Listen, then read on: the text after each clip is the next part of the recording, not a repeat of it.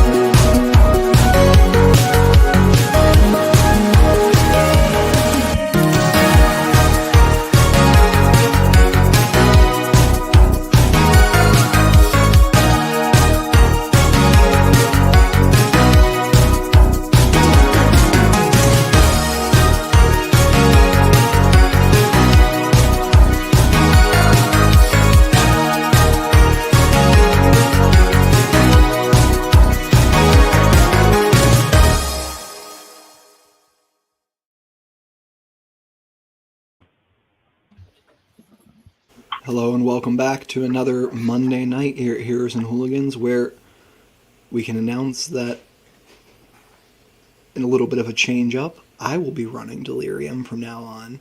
And for the next couple of weeks, we're going to be advancing the story from a long, long time ago. A whole 3 months ago. Another year of Arcanists Thorpe.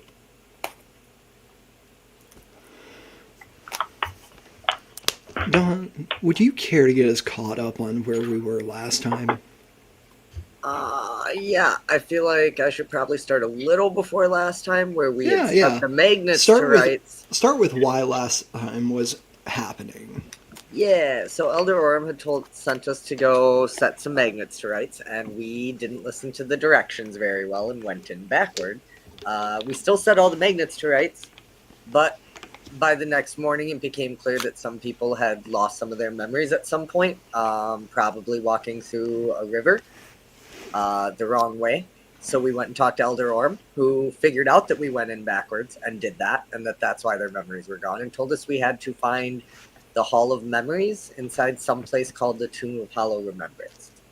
But he could not tell us how to get there because he couldn't remember how to get there. But it was basically a place that all lost things go.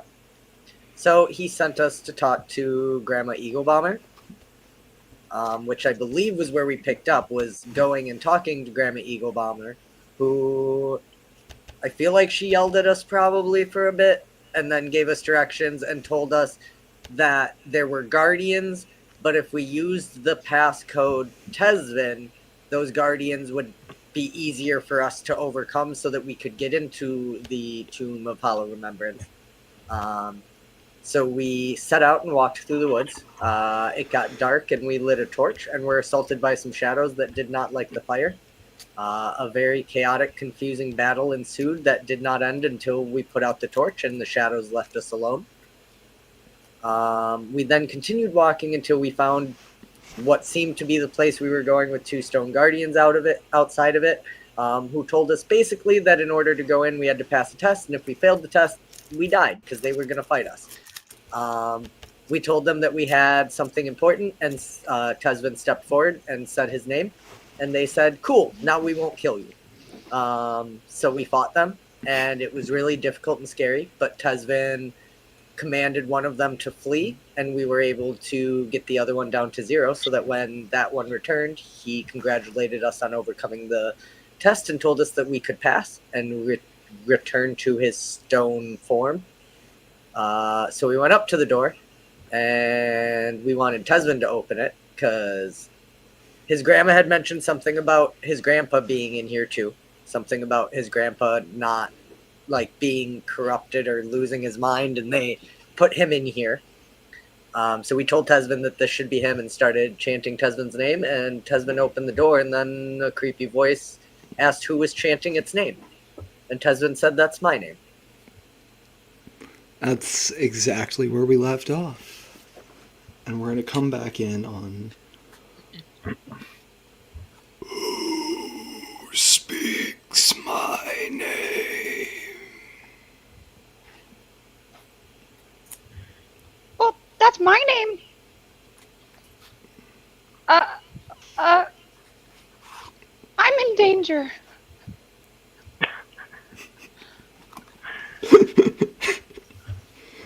You do not hear a response as the chant ends. There was a sort of, when that voice spoke, there was sort of an oily weight that settled on each of your shoulders for a moment. But as you stopped chanting, it stopped and left.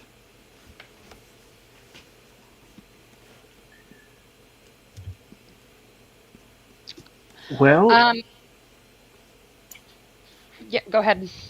I was just going to say maybe not the most inviting of omens, but Tesvin, you should probably lead the way. This is your place, right? Oh, yeah, but that doesn't mean I want to go. Can I roll a perception check to see if I actually hold on, not a perception, a Arcana. to Okay. see if I sense any like magical traps. Yeah, you can go ahead and give me perception to see if you spot anything out of the ordinary. Okay. And you can make it with advantage if you look only for things that are arcane. Perception. Where the heck are you? Oh, there you are. I got a 20 not nat for just a regular perception check. Beautiful. You spot some weird markings. Just it's symmetrical in such a way that it begins on the floor of the first archway that you can see, with the star and moonlight shining in through the entryway that is now open before you. That you can see up to like the first archway of this mausoleum. Along that archway in the ground underneath it, there are these tiny little, what look like hand scratched runes in the stone of it. Starts at a circle and ends at another circle. And you can go ahead and give me an Arcana check with advantage on a on a 20 perception. Okay. Oh, I got a nat 20 first roll. Jesus Christ! But yeah. So that's a 24 Arcana. You recognize this as not being any sort of trap. It's not any sort of active magic, but it is a inscribed component of a spell. Like, this is here to keep a spell locked to this place. Or a great spell was done in this place, and that was a part of the great spell. Guys. Almost like guys, a giant magic circle. Tesvin is immediately going to turn around, eyes as wide as a full moon. You can almost see tears welling up on his waterline as he timidly steps away from the door and says, "You guys really need to take a look at this. Something very powerful, very, very strong magic is inscribed here." And just kind of point, shaking his arm, almost not even strong enough to lift to point. Tesvin, your eyes are like full moons, and I can almost see tears welling up. Well, if I had to guess, it fits with what your grandmother was telling us about the magics that had to be done here to keep your grandfather. It's almost as if it's like a warding spell or something along the likes. Tasvin, could you go ahead and make sure that, or Destiny, could you go ahead and make sure Tasvin's character sheet is added to the D&D Beyond for me quick? Because there is something here that I think you would gain an extra, where I think I should give you something extra, but I want to make sure that I have it correct about your character. Yeah, I actually was clicking it, so it's most of the way there. I think this is some kind of seal, Tesvin.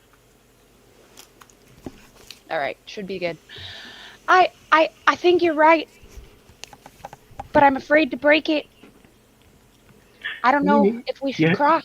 You have to break the seal eventually, because otherwise it all just builds up and it happens eventually. So I'd say let's It's very sooner. full.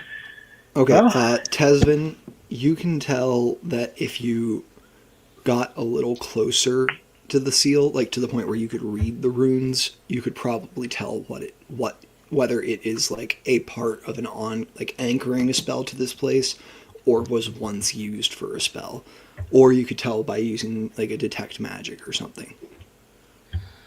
I'm gonna slowly turn to Peter, who was just talking to me, and say, "Will you hold my hand and come with me?" Yeah, absolutely. All right. So I grab your hand, and I make you walk in first. Oh, Okay. fuck. Well, Peter, go ahead. Give me either perception or investigation, your choice. Okay. I thought you were going to say dexterity saving throw. Yeah, I'll roll perception or investigation, your choice. Do investigation. Fuck me. That's a 9? A 9. Yeah. Yeah, you're just walking through. There's no issues or anything. I'm going to tell you now, that was just to see if you noticed anything extra as you walked into this first space. You just didn't get Okay. any bonus info with a 9. Okay. And then, yeah, Tesvin, you follow behind Peter. Everything is going good as you approach. You're about 15 feet away now. Really don't think I should be in front. This is like not entirely my thing. I'm not Tesvin, just so we're all aware to the voices. Fuck it. Let's go.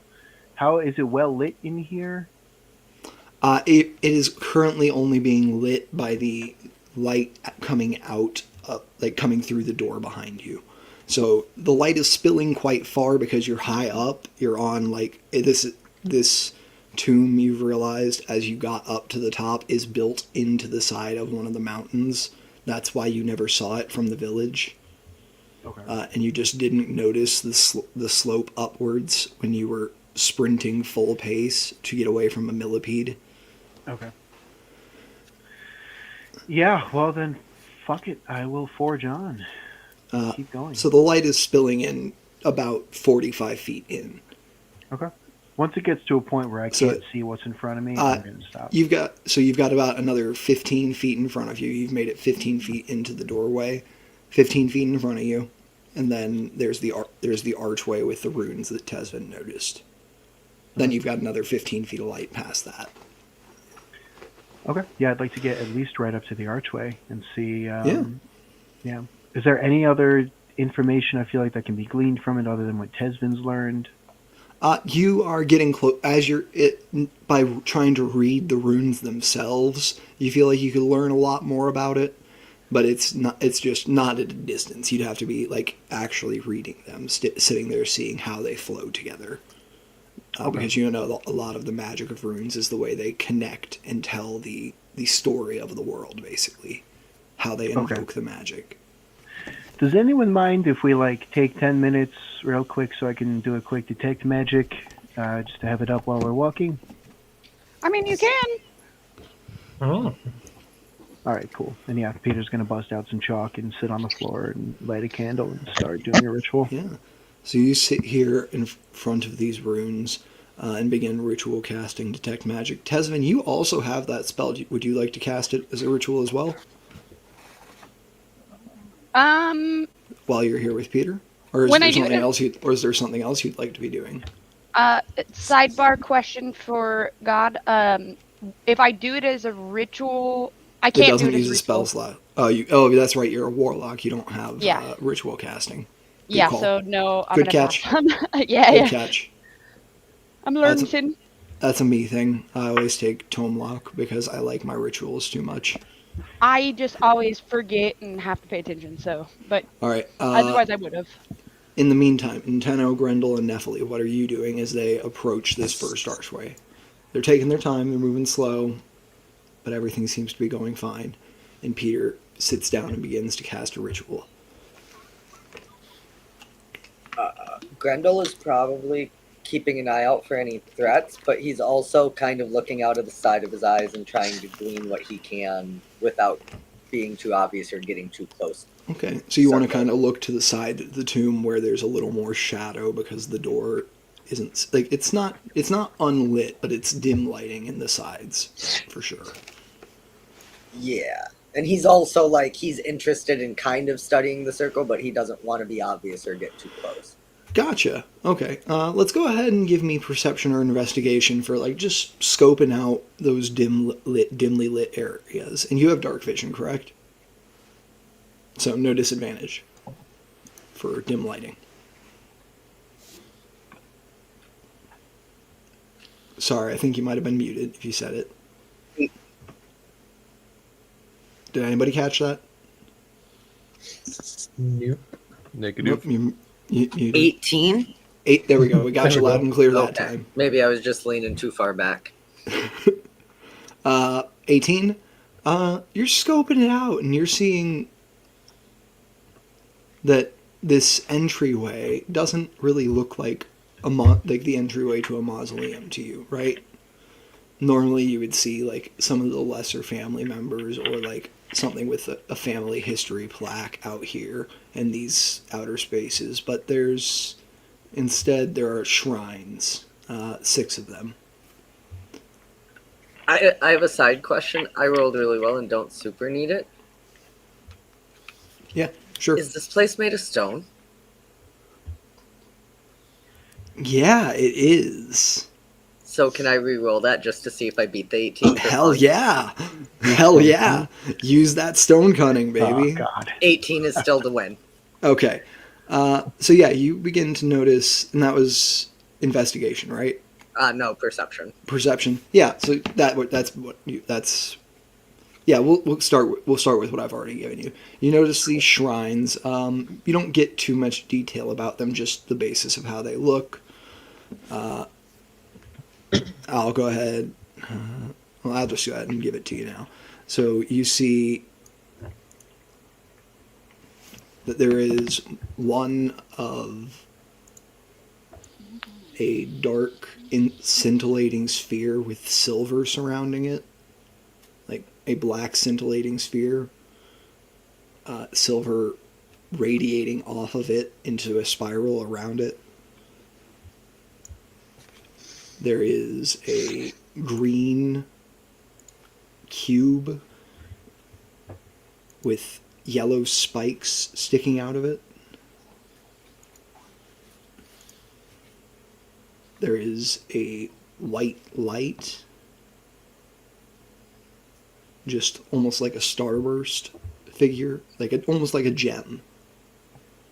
But you can tell it is just rock that has been sculpted and painted white. Okay. With a deep red at the bottom of it, like almost a teardrop.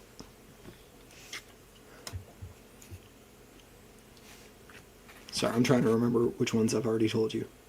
Black sphere with silver, yellow spiked cube, and the Yellow one and- you were okay, just yeah, describing, yellow the and light, green. the Okay. white stone. Then you see 2 that you actually would just recognize. You see a shrine to Galt, a member of the dead gods.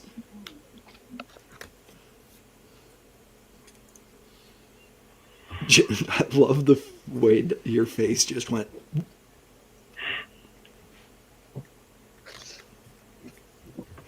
Just absolutely killing me. And then you see Ulmir, another of the dead gods.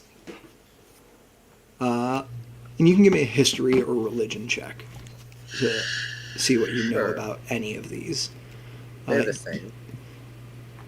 I'm going to say if you pass a DC 15, you know a little bit about, like, the 2 gods you know, like, this is a shrine to them already. On a DC 20, you can pick one other shrine to get a little more detail about. Well, I just know the name of the gods because I rolled a 5. Cool. Um, Like Galt, even some people still pray to Galt this day, even knowing the gods are dead, even for those who know the gods are dead. Some people in town pray to him, but you don't really know why. You don't really know what he's about. guys, something's not right here. And then whatever Nephilim and Tenor are doing, because that would come after what they're doing. Mm-hmm.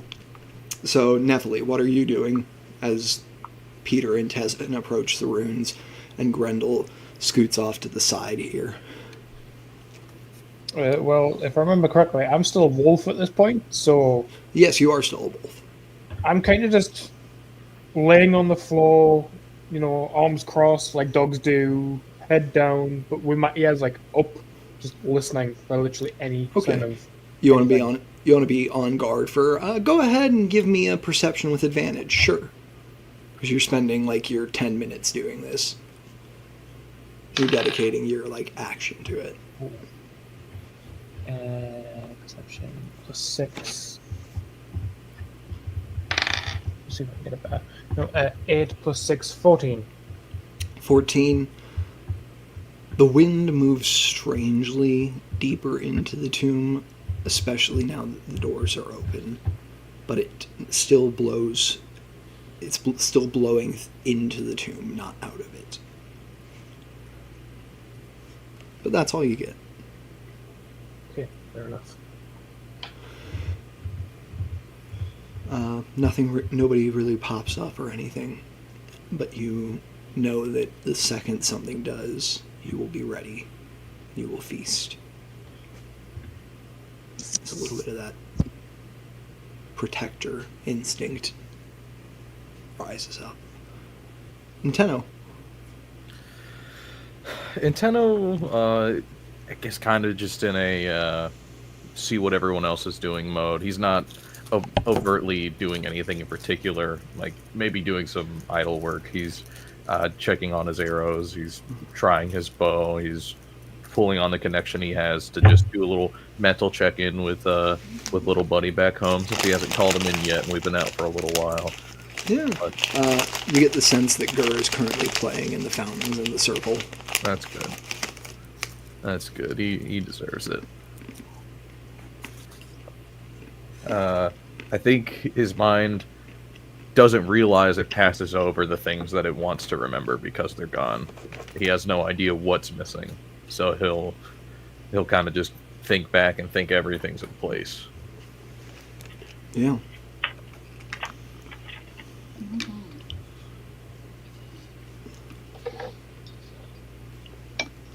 And everything's in place.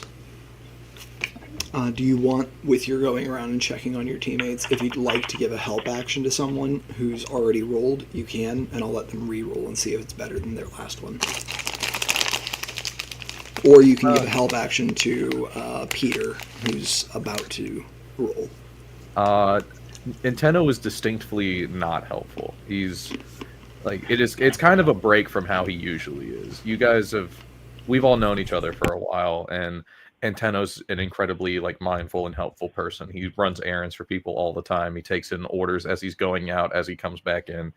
And in times like this where you would expect him to maybe tap shoulders and just give nods and check on folks, he's rather self-centered. Not in any negative light, but just he's very introspective at the moment. Okay. Hell yeah. What's going on for Nintendo as he gets into himself? He's trying to figure out what could be missing. Everything feels right. He knows he's friends with everybody. He doesn't think too much about how things have gone the past few days and the events that happened, and he's admittedly not that socially minded of a person in the first place. He's not all that smart, so everything just kind of works, he's content for the most part. He's helping his friends. Whatever's gone from him clearly couldn't have been that important, right? Go ahead and give me a charisma check at disadvantage. Absolutely.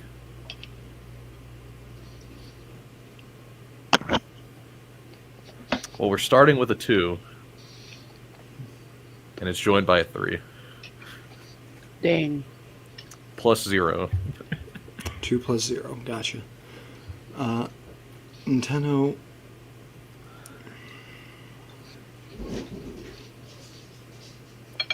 You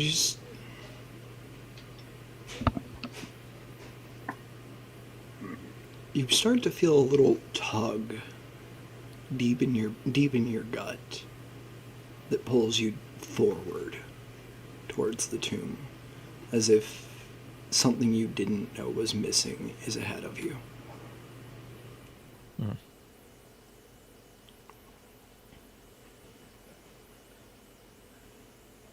He just keeps that in mind. He doesn't want to bother everyone. Everyone seems to be doing more important and critical things. All right. And I'm sorry, Tesvin, what were you doing while Peter was casting Detect Magic? Tesman's literally just kind of still holding Peter's hand, but I am just kind of looking around the room and seeing if I see anything closer. Okay, I'll also say Peter's taking 10 minutes on that nat 20 from earlier. I'd give you advantage on if you want to just examine these rooms with an Arcana check. Oh, 100%.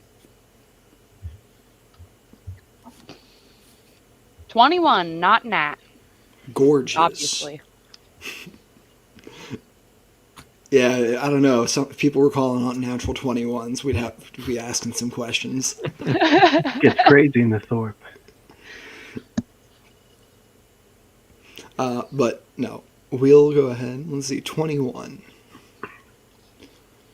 You can see clearly that there is a large section of this that is abjuration, like runes that you would associate with abjuration. And there is another section you would associate with divination. So runes of warding or protecting, and runes of detecting.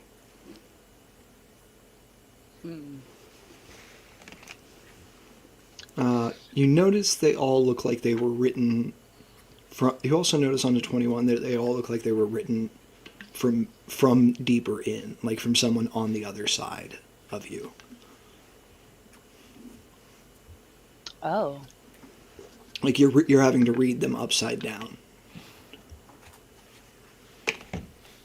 Interesting. Upside down or backwards? Upside down, like if you were Like facing. Let's put it this way: if I was facing you, and I was kneeling on the ground writing something in the dirt, Got and you. you had to read it standing from where you were.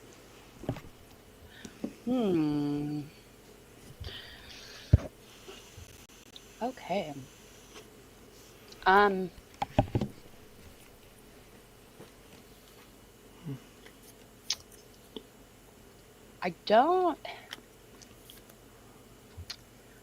I don't think Tesvin would. Okay, so Tesvin would understand that this is like from the inside looking out, which would make him even more wary of the situation. But I think he would kind of step out from behind Peter at that point and realize that this is like a barrier for cross communication. And completely let go of Peter's hand, kind of stepping forward a little bit.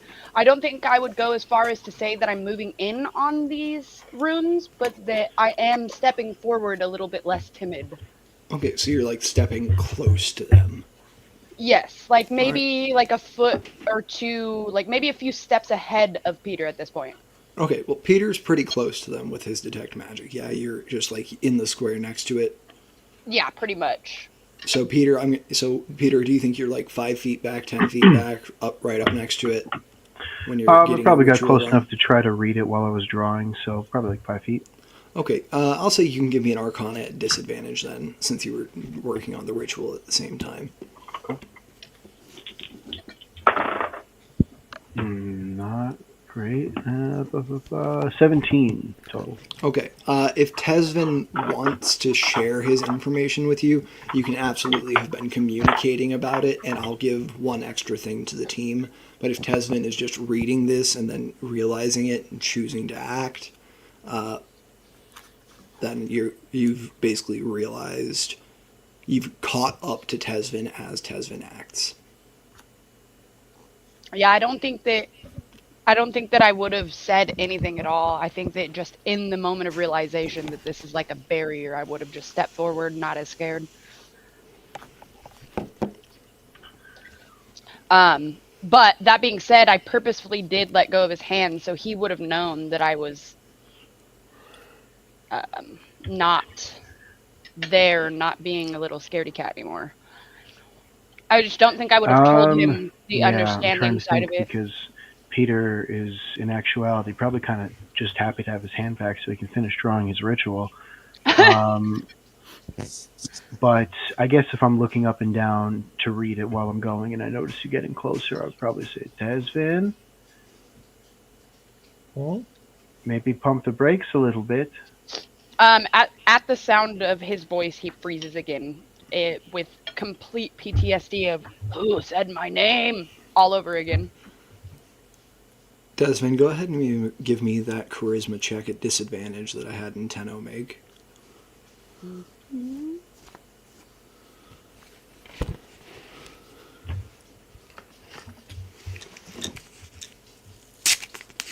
13. Oh, wait, hold on. Yeah, 13. 13. Okay. You said disadvantage, right? Yep. Okay, then 13 is correct. Great. Tesvin, something wants you to take that last step, and something in you wants to take that last step.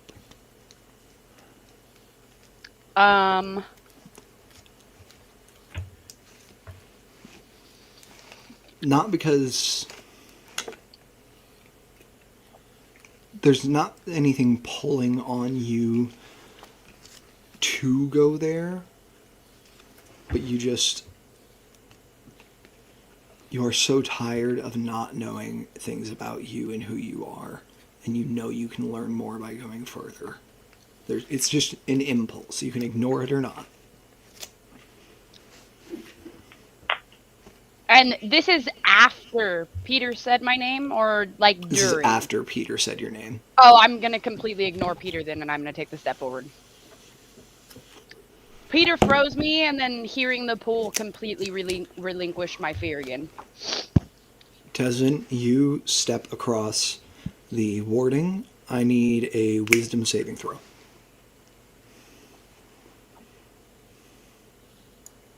12.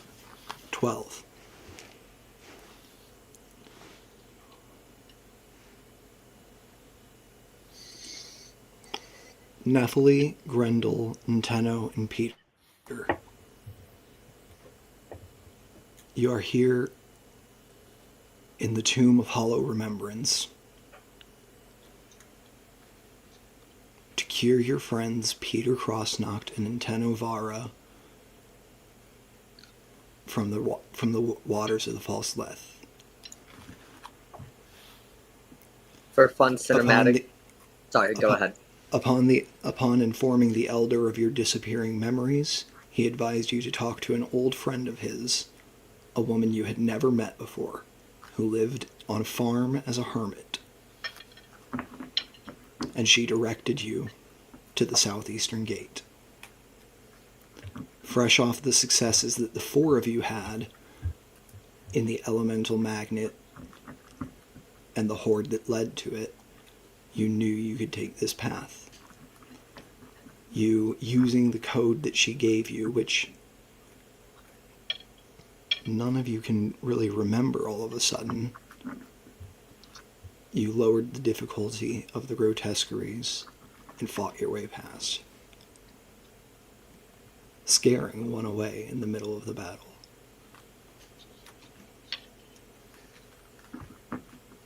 You are now sitting here in the entryway of the tomb as Peter finishes his ritual to detect the magic of the arcane runes he spotted, while Grendel investigates what appear to be religious artifacts, and Nintendo readies himself for any further battle, with Nephilim keeping an ear out for any threat. For funsies, Tesvin Eagle Bomber, you vanish. For funsies, can this be the exact moment that Grendel says, "Hey guys, something's not right"? Yeah. These, I'm pretty sure these are shrines to some of the gods. And I didn't misspeak there. Was Elder Orm's contact a religious woman?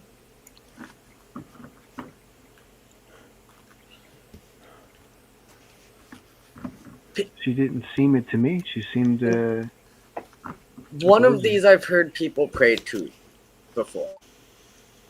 Generally speaking, no one in living memory that I've ever met. You've heard people pray to both of them, actually. Okay. But usually, it's most of the time for Olmir, it's like wizards saying, it's the same as like an atheist saying, "Oh Jesus."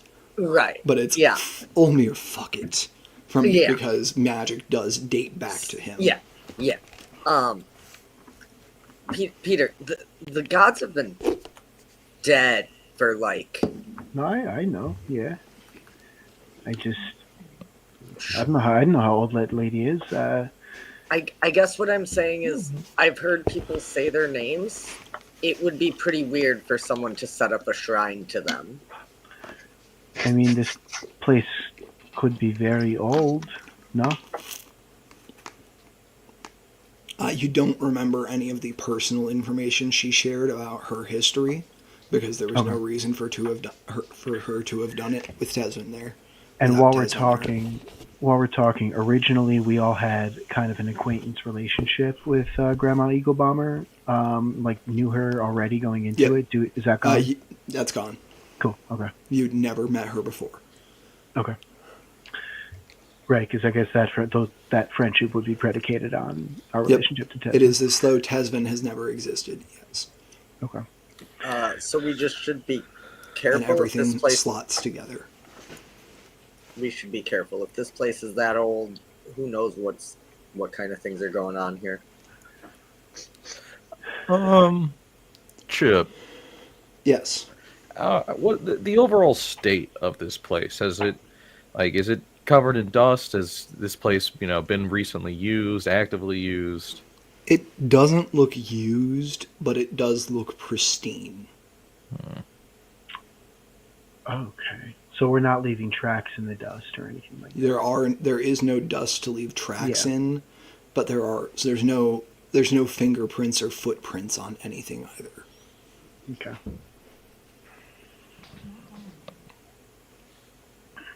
It looks as though like a squad of unseen servants finished cleaning the place the second you stepped in. Well, now that Detect Magic is up, what am I Yeah. getting? You are looking at the archway.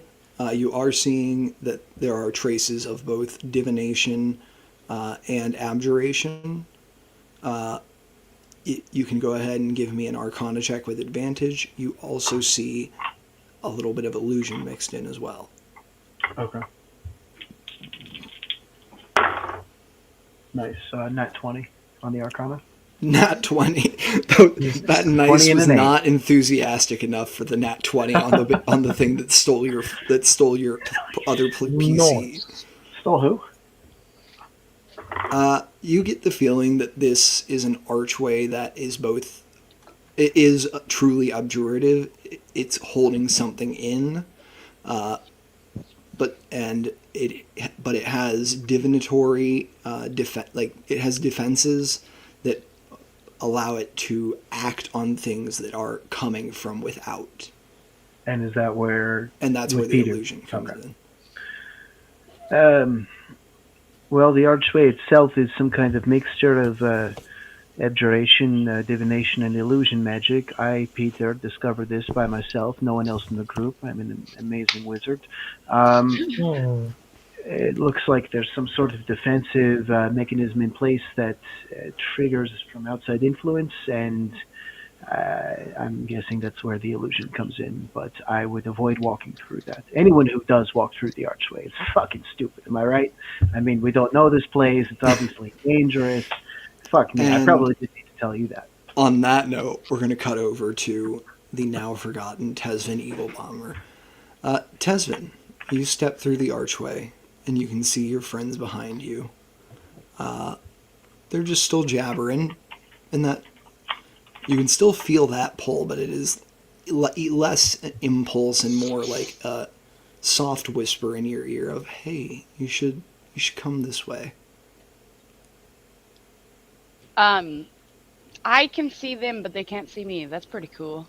You don't know that they can't see you because I don't they're know just going about their business. Peter pulls his detect magic up, and you're on the other side of the archway. To you, you look absolutely fine. It doesn't look like anything happened. You literally feel like you just stepped across the runes, and there was nothing happening there so far. Peter casts his detect magic and starts talking to Rendell and Nintendo about it. Oh, okay. And I do hear him say that he found this out on his own, right? Okay, so Tesvin's gonna be like shrieking, trying to get their attention. Like, guys, he did not figure this out. I'm over here. Come on, it's fine. Let's go, guys. Guys, hello. Yep. All those long hours of study paying off for old Peter. Can you hear me? You see, nobody's really speaking up in response to Peter's boasts, but you're kind of being ignored. Peter. Well, Peter, if we can't step through, how are we supposed to move forward? It's a great question. There's no way the archway is the only. Going up into the shrine area would let you bypass it. Oh, Like just you come over here then, Peter. Come by me. Yeah, I'll go over. Am I getting anything off of the artifacts when I walk over? The magical, the religious icons that Grendel found? Yeah, you're getting a little bit, just a little bit of like, it's like a trace of leftover divination magic. Okay. Almost like divination magic was cast using these so many times that they're Okay. irradiated. Nothing Not that would like- make me nothing- feel. It Go on. it was either very weak and very very recent, like since you Yeah. walked in here, and very weak, Or forever ago. or it was forever ago, a billion times. Yeah. Okay. Nothing that makes me feel like these relics are any kind of a key to the archway. No divination to divination, red wire to red wire going on. You can give me an Arcana check. I would love that. And just to add some flavor while this is going on, Tesvin is now in his warlock voice, screaming. His I'll let you know, Tasman. They leave the room without you. Do you attempt to follow? No, I don't attempt to follow. I'm literally just trying to get their attention because I've already crossed over. Okay, yeah, you're just screaming from the other side of the archway, and they cannot hear you. It's an 18 on that Arcana check. Or, in your eyes, Tesvin, they continue to ignore you. Yes. 18? Mhm. You think there might be some connection.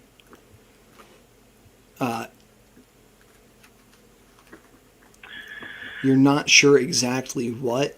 You think it would probably help to know, like, what these symbolize magically. But you feel like there's probably some connection. Alright, I wouldn't have any kind of an urgency to go try that out, though. No, So, you yeah. can move to the next room in the tomb. I think these religious icons and symbols have something to do with the tent, with the archway. Maybe like a pass key of some kind. I don't know. We could investigate that maybe later. What was that? Tesvin. Tesvin is so pissed that he feels like they're ignoring him that he's literally pulled out an ink pen and a bottle of ink and is writing a note that says, "Hello, why are you ignoring me?" and sending a mage hand to go slap it onto Peter's chest. All right, roll me a spell attack roll. Oh. A spell attack roll. Make it with disadvantage since Peter's in another room. Hold on, I have to roll it 3 times because I got a 21 both times. 20. 20? Yes. All right. You send your mage hand out. You have the surety that you are about to smack this note on Peter. And the mage hand just passes through, note still in hand, and Peter, you do not see it. What the hell? Are you guys just walking through the shrine? Yeah, I Yeah. guess. Okay. You make your way to the other side of the shrine. It's kind of like a little cutout, like you added on to the entryway here, like a second passageway from room to room, basically an extra hallway. And you make your way up. There is a small, like banded wooden door here that opens up into the next room. Tesvin, your mage hand floats back to you, note in hand, and is on the other side of the barrier, and just shakes itself at you, and almost like a sad, trying to shake its head with sorrow, but it's just a hand. Okay, that's wonderful. I guess I'm just going to There's no other way for me to go but forward, right? Or back through? We're back through. Yeah. I think Tesvin's smart enough and has been around magic and grandmama long enough to know that something ain't right. So he's probably just gonna. There's some doom in this tomb. Yeah, exactly. He's probably just gonna try and figure out what's ahead, since I feel like Tesvin is smart enough to know not to go back through. Okay. So you finish walking down this path through the archway, and you see, as at the same time as you all open up the door from the shrine, you see from two different perspectives a tiered series of, like, almost, what's the word? Sarcophagus-like memorials with a full body impression of the person in statue form atop a stone slab placed upon the stone coffin that looks as though it is molded out of the side of the mountain itself. And you see about 6 levels up, expanding with each tier.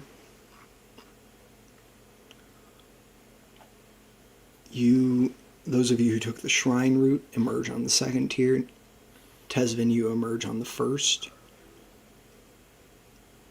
Down here in the center, Tesvin, you see there are 4 of these sarcophagi. Up there on the second level, you can see there are 8.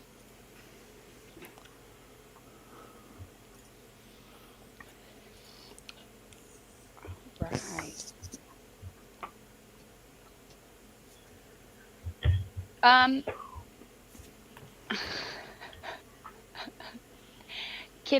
Can we circle back to me? Yeah, we can circle back to you. Okay, that would be great.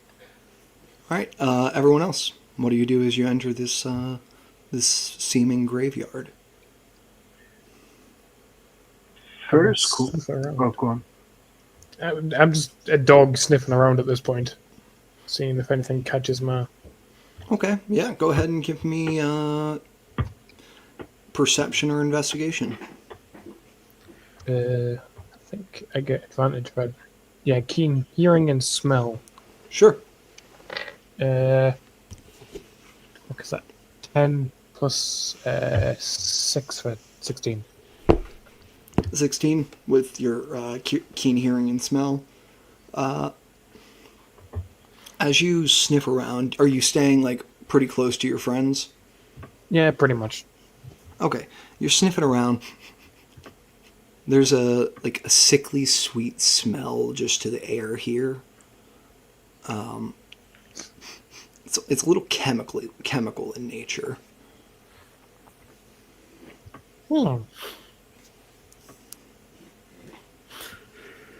It's not strong. You don't think you'd be able to smell it if you were yourself, but in this wolf form,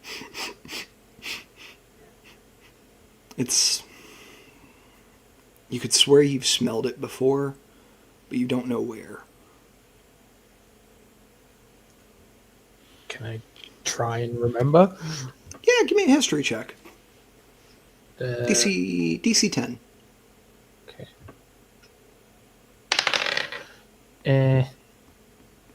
What the hell is my history? Probably just your intelligence. The wolf is not very good at intelligence. That's a 4. You don't use the wolf's intelligence stat. You use your own. It's the exact same. Oh. Oh no. Yeah, I'm not Wait. good at this. Wait, your intelligence is a 2? No, my intelligence is a 12. The wolf's intelligence is a 12. Really? I rolled a 3 plus 1. Don and I are both making the same shape. Maybe it's because you have the wolf on your sheet as a wild shape form. Yes. Okay, it automatically does it for that, I think. No, doesn't it? no. I just looked it up. According to D&D Beyond, wolves have a 12 intelligence. That's crazy to me. Wolves are smarter than the average man. according to D&D. Wolves are 4 points smarter than Nintendo. They're 4 points smarter than a fifth grader. That's baffling. Wolves you are think pretty they get smart. pack Like, you wouldn't expect it, but They're not smarter than your average human I mean- being, okay? Show me a wolf who can make a computer. obviously not. But they're pretty smart. Oh, they haven't had the mean- same opportunities as humans. I mean, your average human being also can't make Exactly. it. The wolf community is so disadvantaged. That's not a fair comparison. Okay, we're off topic here. Bringing it back. Yeah, you smell. You said a 5. Yeah, you just don't. You can't place it. It's something. You know, it's something from before. I'll give you that. Can I look to see if there are any mice or rats skittering around if it's a graveyard? Absolutely.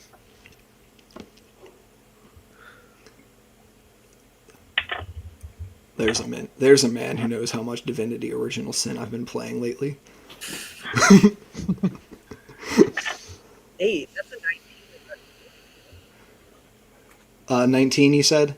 Yeah. Cool. You cut out a little at the end there, but I thought I heard 19 first. Yep. All right. Yeah, on a 19, you do see some rats and mice skittering around. You see that there's not a ton, not as many as you'd expect. That's okay. I mean, we're inside a closed tomb. I didn't expect a ton. I'm surprised there's any, to be honest. Yeah. Well, you expect once you get into the side of an area. That's Once fair. you're dug into something, you usually expect some mice. Yeah. Grendel's gonna cast Speak with Animals and see if he can get any of the rats to come and talk with him a bit, and see if they've seen people go a direction and come back, or if they know anything about what's going on here. All right, you cast Speak with Animals. As you approach one of the rats, go ahead and give me animal handling as you hear immediately. What's that? What's that? Oh my god, what is that? It's a 5, and Grendel will be like, "Hang on, I'm a friend. Squeak, squeakers, squeak, squeakington." Okay. Ooh. Ooh. And you can make that with advantage now that you've spoken to them. How did you know this mouse's full government name when you just met them? It became a 12 instead of a 5. I'll take that. Hey, 12 is fine. You come off with a calming enough presence where you're just like, hey, I'm a friend. It's all good. That they stop and there are two mice here. Listen, guys, I'm not gonna hurt you. I might even have some cheese in my bag if you want. I'm just looking for my friend's memories, and I know you might not understand that. I know the sound, but I don't know where I know it from. Cheese. No, these mice are fucked up. These mice How also How many don't times remember have they run anything. through that archway and forgotten? memento Okay, guys. Answer 2 questions. Holds up 2 fingers. 2 questions, and I will give you some food. Those are 4 fingers. They already forgot. They can't. They're Wait, mice. they're they not can't count gully dwarfs. anyways. They're not for the gully audience. dwarfs, okay? No, mice. I think mice can understand too. If it was a gully dwarf, though, we'd be screwed. But Question 1: have you ever seen anyone go anywhere through here, and where did they go? oh, sure, there's all sorts that go through here. So there's. Did you? Can I rephrase that and still count it as one question, Mr. Mouse? Of course, I'm That's not. the second question. I'm not a fucking genie. Have you seen any living beings come through here, and where did they go? Yeah. Glanar the Destroyer walks through here about every 3 weeks. Let's see. There's Caesar the Magnificent. Let's see, who else? I only really know the assholes' names, I'm realizing. That says something. Do those names mean anything to me? They sound like titles. Give me a history check. Or an arcana check. Dirty 20 history.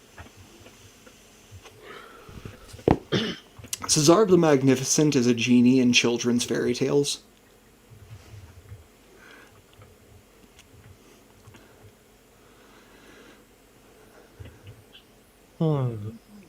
Or That was more my uncle. More specifically, an Ifrit.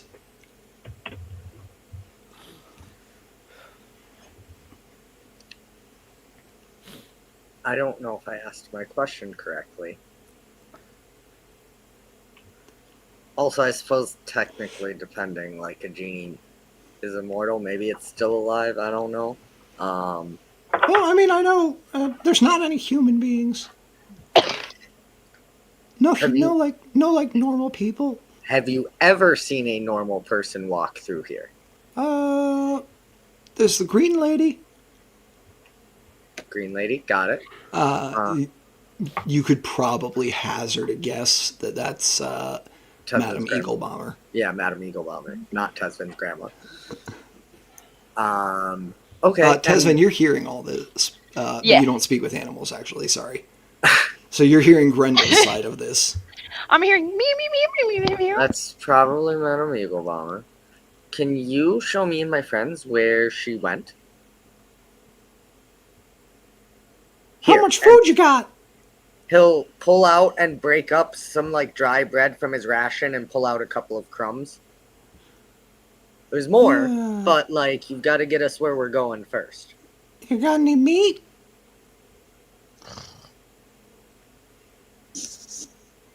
I'm concerned, but I will pull out a dried jerky and like split it in two to give to the two mice.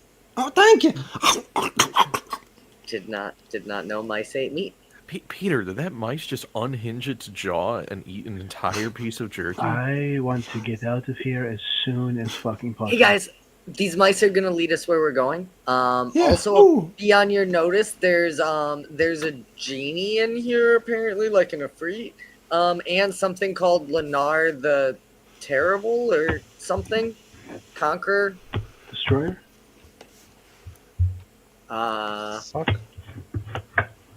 Okay, well, if they think they can get us where we're going, then I guess we need to follow them. I don't know where the fuck to go from here. We're following mice. So the mice are tomb gurus? They weren't on the brochure. They're locals. That sounds like a guru to me.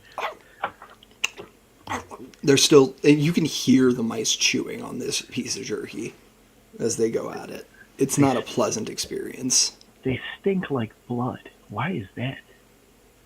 They very specifically do not stink like blood. They smell. Nephilim, you notice they smell more strongly of that meat, that sickly sweet chemical smell.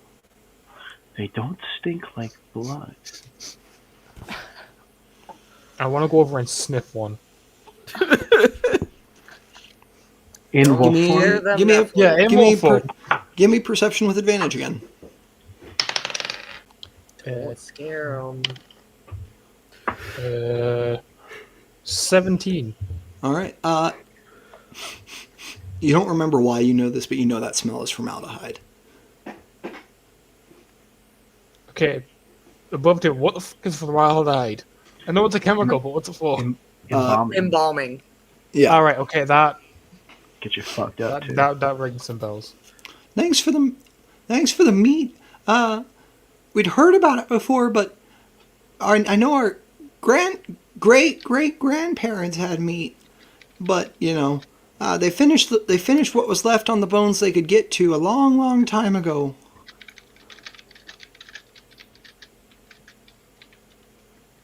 Cool. So you can show us where the green lady went, yeah? Yeah.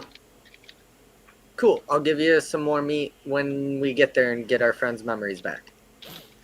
All right. And they begin to lead you off. Tesvin, Hello. what do? As you hear this, you did have to go down a level to find the mice. By the way, this was on the first level. Yeah.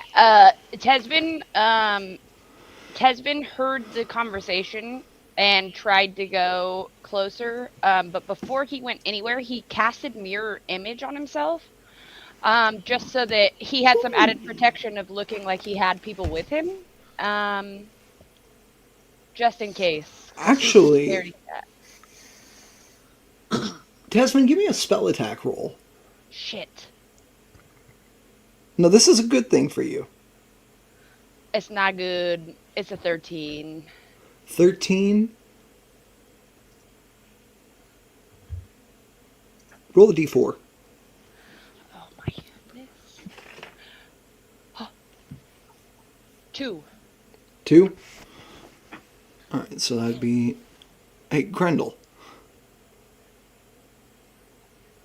For just a second, there's an old memory that Yeah. flickers into your mind, and you're like, wait, was yesterday not the first time I met Madame Eagle Bomber? Of some kid who was working at the pub for a little bit. His grandmother coming in and hauling him out by the tip of his pointy ear.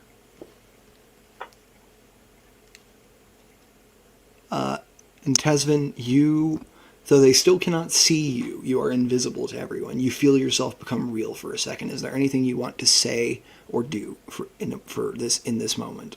Tesvin's literally gonna yell, "Why are you ignoring me? I'm down here all alone." Oh. But it's like in his warlock voice, so it's like, "Why are you ignoring me?" Yeah. So, Tesvin, if you wouldn't mind, I have a idea for what happens with your voice here. Yes, I'm all ears. Why are you ignoring me? I'm down here, all alone.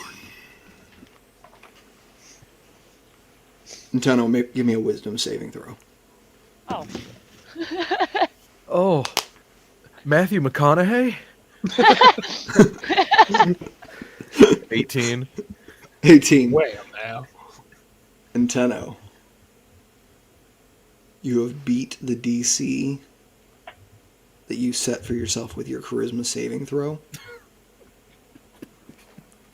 Or your charisma check. And as a result, you're able to keep in the front of your mind the thing you know you've needed to keep in the front of your mind since you entered. Yourself.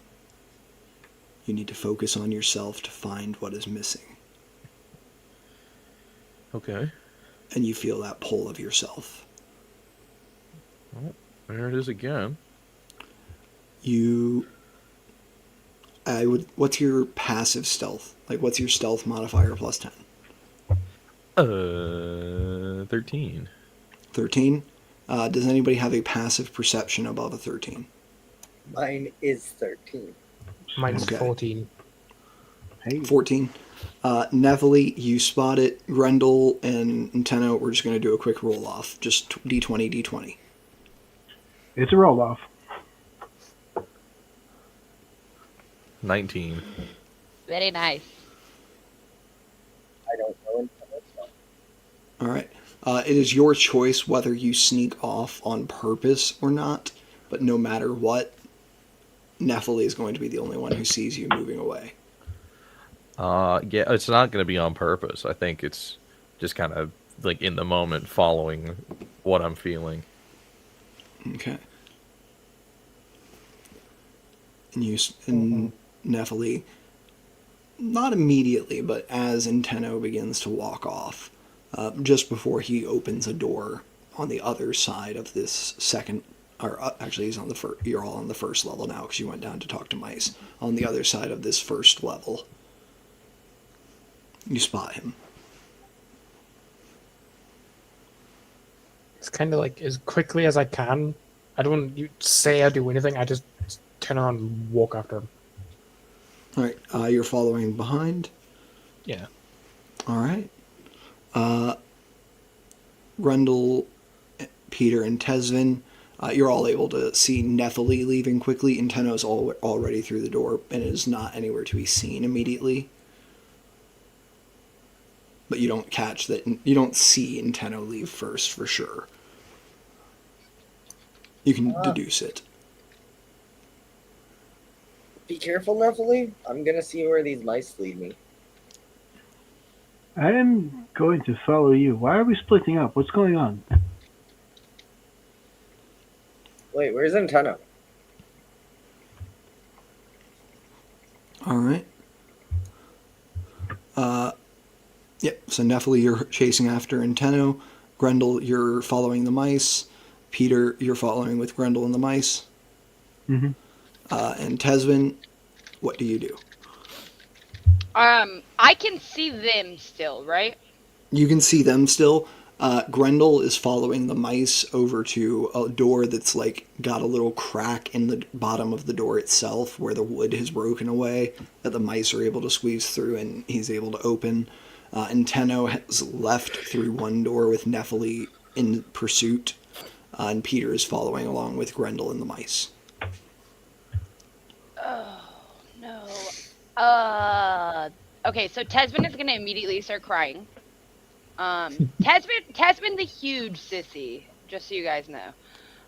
He immediately starts crying, and his inner warlock is just completely there now. There's no more, like, timid, shy. He's going to go and follow Grendel and Peter with the mice. He's crying because he wants to follow Inteno, but he knows that Grendel and Peter are looking, like, for somebody. So he's crying because he can't go with both. But he's going with Grendel. He's following. Okay. And I'm still screaming the entire time. All right. Tesvin, as you are screaming and crying and following behind with your friends unable to hear your sorrow or rage, something does hear you and whispers, "You feel the pain. What it is to be forgotten. It has only been minutes for you, grandchild. It has been centuries for me. Would you not help me? Is this not a curse that no being should bear?" Tesvin is going to freeze in his tracks. And can I do a perception check to see which way the voices are coming? I'll tell you right now, they're in your head.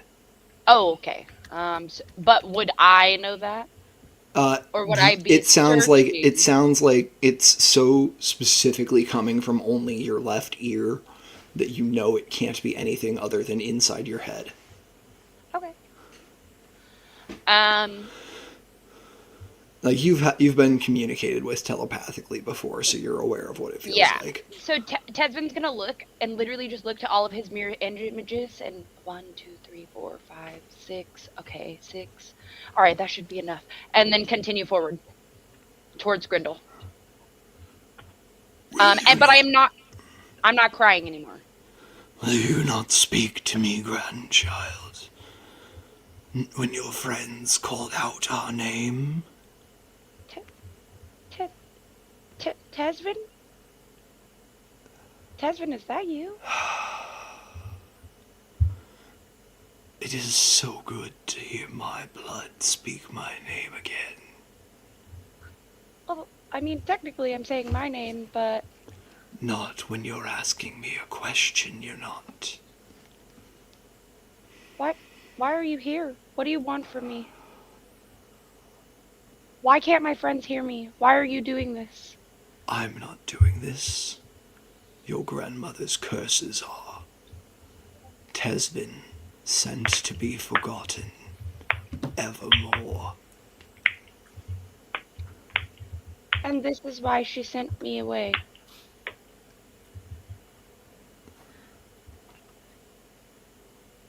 Either What are you...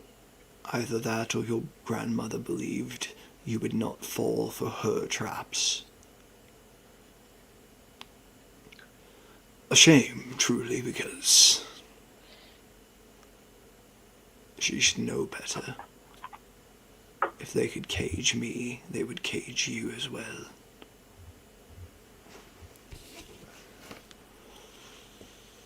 What do you want from me?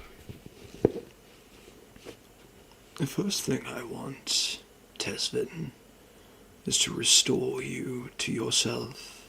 I would not wish my curse on you. So The next thing I wish would be to show you why your grandmother says I earned this curse. And then I would ask for your judgment on whether I have paid my penance or not. and who am I to be the judge? Who am I to be the judge when I know nothing at all? For all I just learned about you. How am I to be the judge?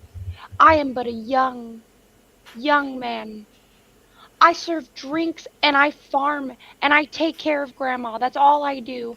I don't get a time to myself. Who am I to judge? You are an honest man of good service, a man who cares for his community, a man who works for his family.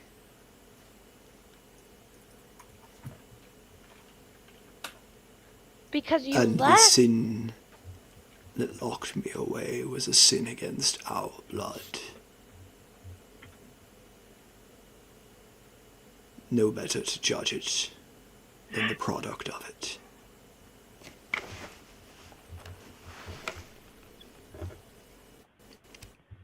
At this point, Kelvin, I've been playing too much Sun, sorry.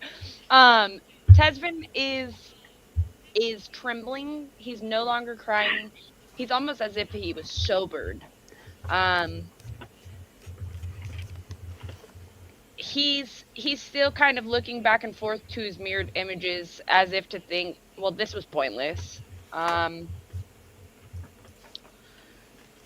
This is all in my head. What's the next step? What do you want? What do I have to do? Are you gonna hurt my friends? No, but I am not the only resident of these tombs. Your friends are safer with you at their side.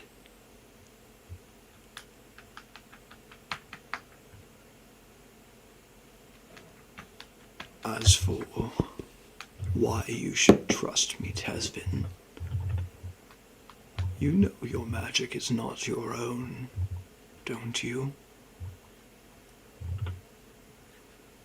Unfortunately, I do. Do you remember buying it from someone, making a deal? I've never given my own anything except hard labor.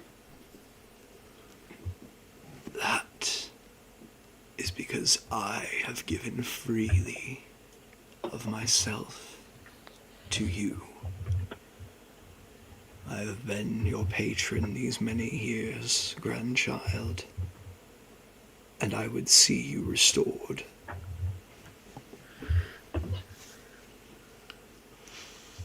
So, this whole time, I haven't been evil and wrong and bad at magic like Grandma said. Of course she'd say that. Your magic is mine. She said I should have been a wizard. I'm sorry. That was a warning. Meteor storm broke me.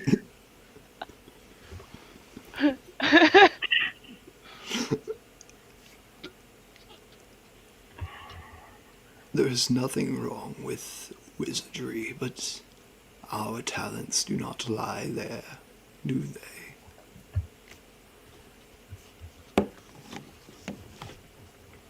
It's too clean for me.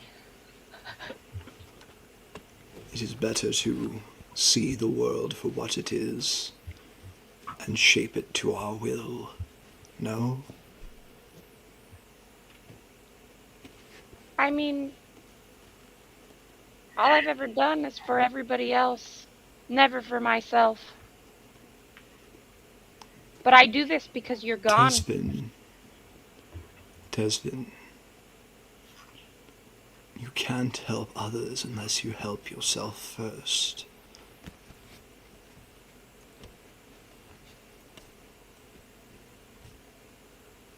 Are you any aid to your friends as you are? Tesvin drops to his knees. He begins to cry again, and the voice changes. Have I ever been any help to my friends? Not have you ever, are you now? No, but I feel like I could be. And how do we fix that, Tesvin? By getting better, by taking care of ourselves. Don't you see? If you just take care of yourself a little more, you can help them so much.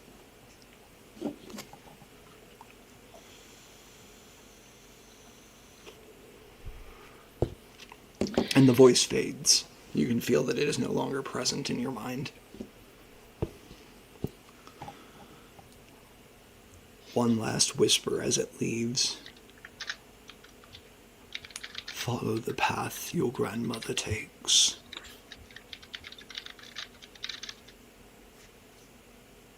And you realize you're on the right path following Grendel, as long as these mice are correct.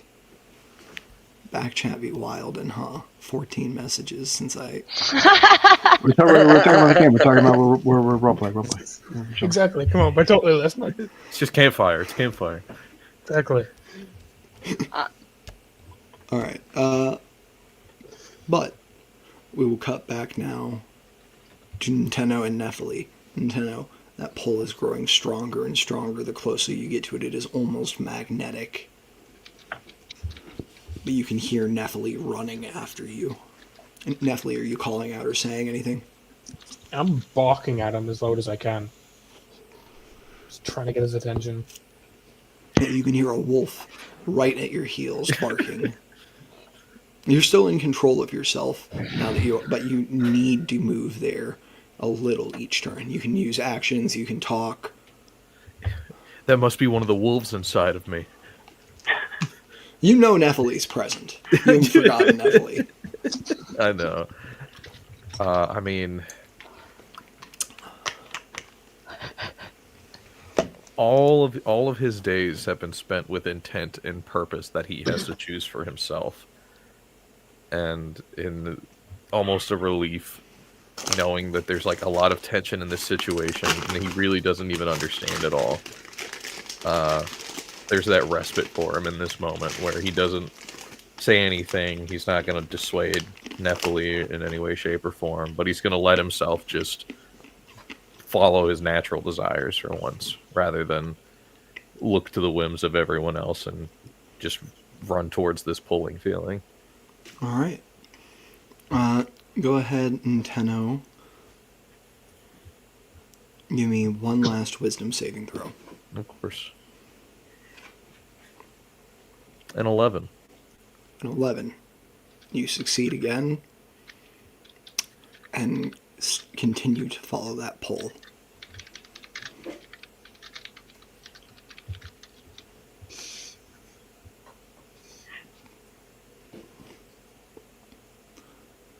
It takes you and Nephili all the way up to a place where the tunnel has narrowed so much that the end is grown so dark. There are no more mage lights here, that you are stooped over. Nephili is not as a four-legged being right now, but Nintendo, you are fully stooped over, shoulders tucked in, walking along, but you know this is the direction forward. You are acting on blind faith because you cannot see.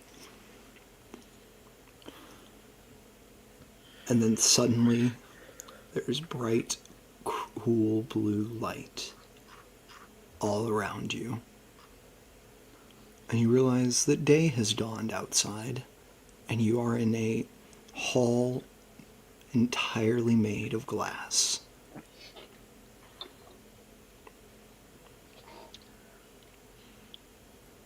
Neat.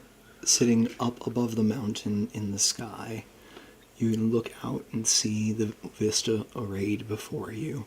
And you can, if you look closely enough, looking down, see the tracks of that spirit millipede from the night before. And I am going to need you to make a Constitution saving throw. You got it. And everyone can go ahead and roll this for me now, except for Peter. Oh. Strong 8.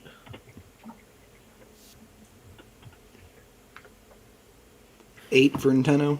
Grendel, Correct. yours didn't come through for whatever reason when you said it. 18. 18. Nephili, 8. 8. Tesvin, 12. 12. All right. So Nintendo and Nephili, you both gain a level of exhaustion. Yeah. That's fine.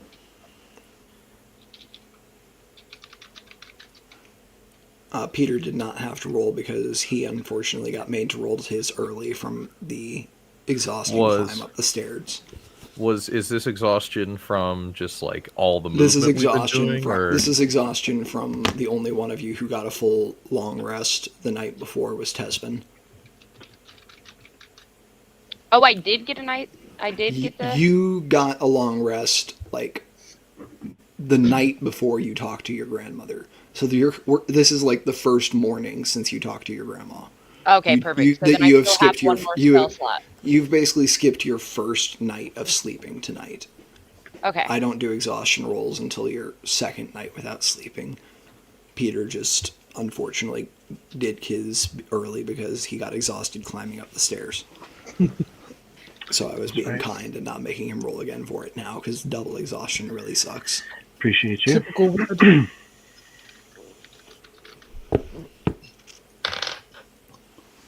But yeah, you are here within the temple, and you are in this glass room. You can see there are shelves built of glass in here with what look like glass books. But you don't feel a pull to any specific book or anything. The pull almost fades now that you're in the room. It's just like a background thrum throughout your body that like there is something here for you to find. And Nephili, you run up right on his heels. So you're right there the whole time. Yeah.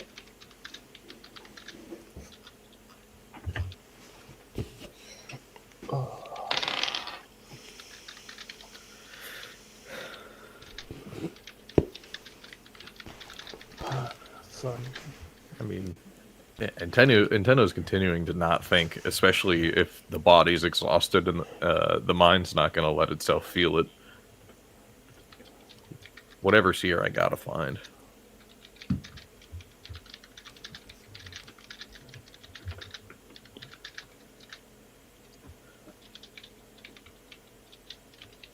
Yeah, I think I'm just gonna change back. I don't know how well wolves and paws and claws are gonna do against slippery glass. Oh, God, it's been sounding terrible walking down this hallway. Exactly. Claws just on every step. Exactly. But yeah, Probably you, also not the safest. is there anything you want to do now that you're here in this room? You do feel the pull to find something in it. It's not in a direction like it has been. I think with the focus that he let himself have, he's gonna think about himself again. Okay. Give me an insight check on yourself. How we doing, me? How we doing? That's a 22. 22. Nintendo practices self-care. That's good enough that I will fully tell you what happened. You were able to disconnect your sense of self from your sense of purpose enough to move through this weird illusion tomb without getting caught in the traps that are set for people who are missing memories in here. Nice. Where's my memories, though? There's somewhere you do think you've followed your purpose, which was find my memories well enough that you are in the room where your memories are. You think they're in one of these books. Oh. Man, I gotta read. I mean, yeah, let's start reading. All right, go ahead and give me an investigation check. You got it. Big -1 here for 11. Did you roll that with disadvantage since you're exhausted? Legacy, that's right. Still 11 because the other was a 17. I don't know what the new exhaustion rules are, honestly. It says -2 on ability checks. Wait, what was it? -2 on D20 tests and -5 feet to speed. Yeah, we're going to stick with legacy for this campaign. Yeah, we're for not now. little new era people who are scared Hey. of things being difficult. Hey, I'm okay with updating. We might do a 2024 campaign sometime soon. Ew! No, I don't like change. All right. And on that note, yeah, on an 11, you're able to rule out a lot of sections immediately because you're like, oh, everything on this bookshelf. I've opened 4 books on this bookshelf, and they're all about arcane horror. So you're able to eliminate about half the room. And Nephilim, you see Nintendo just picking up glass books and starting to read them. It is like carved letters on glass. Are you seeing things? Yeah, they're called words, Nephilim. They're Dude, written that's in glass. books. Yeah, there's words in them. Look, this will point to the ones that he was checking that he knows he can rule out. Like they're talking about arcane horrors beyond our comprehension right here. I already lack a lot of comprehension, but the fact that there's like another tier of comprehension that I can't reach, that's even more horrifying. It's best not to think about it. Yeah. Why'd you follow me anyway? And if you want to take your time, you can. You know that if you take your time, you'll eventually find the book of your memories, and probably yeah. Peter's too. Oh yeah, no, we're gonna be chilling in here. Okay, and we're gonna cut over to Grendel, Peter, and not Nephilim, Tesvin. Is Detect Magic still up? Has it been 10 minutes? I'm gonna say you've got 3 minutes left on it, and we've got. That means Speak with Animals got like 7 minutes or something. I'll say there was like 2 minutes between the Speak with Animals. Okay. We're gonna keep Speak with Animals at like 9 minutes right now because we're setting off from you saying, "All right, let's go." Okay. Nice. All right, and they say, "All right, this way through this crack." And the crack is like I described earlier. It's just like a little corner of the door that's broken off, so you're able to open the door and follow them down a hallway that is. It's comfortable enough for you to stand side by side, and there are mage lights along the side.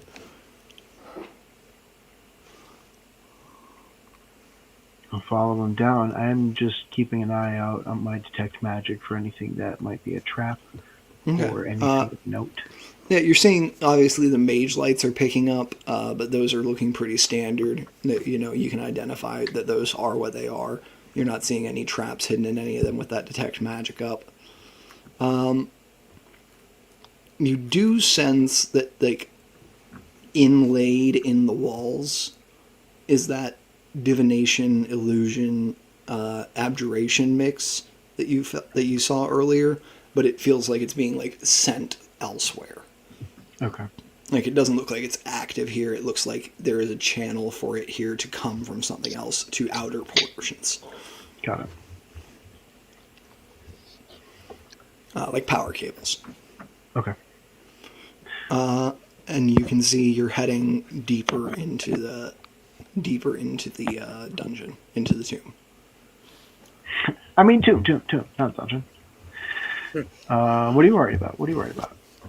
Yeah, I'll keep following them. Grendel, could you ask them how much further it is? Hey, from Eldamice? How much further is it? Well, the last time the Green Lady came... Sorry. The last time the Green Lady came here, well, that was when my grandpa followed her, and he showed me this path, and it usually takes me, like, 20 minutes. How deep did she go? Well, it's not super deep, but it's, like,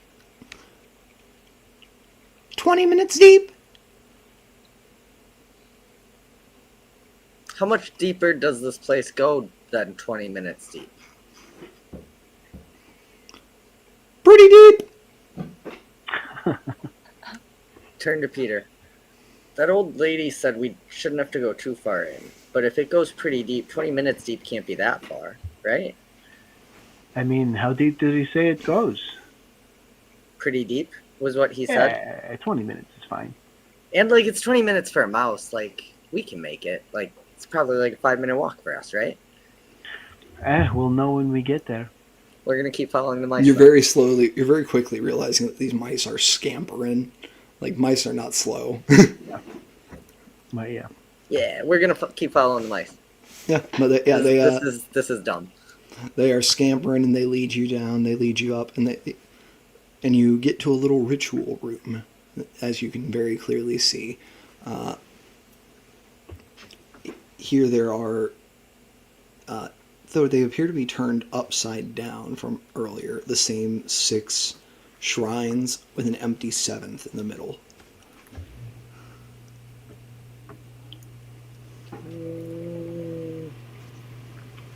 Anything reminiscent to the religious iconography we saw by the arch? It's the same 6 shrines with a 7th in the middle of them. Okay, there were the 6 7th, but the before. 7th is like an empty placement for a shrine. The shrine itself is no longer present.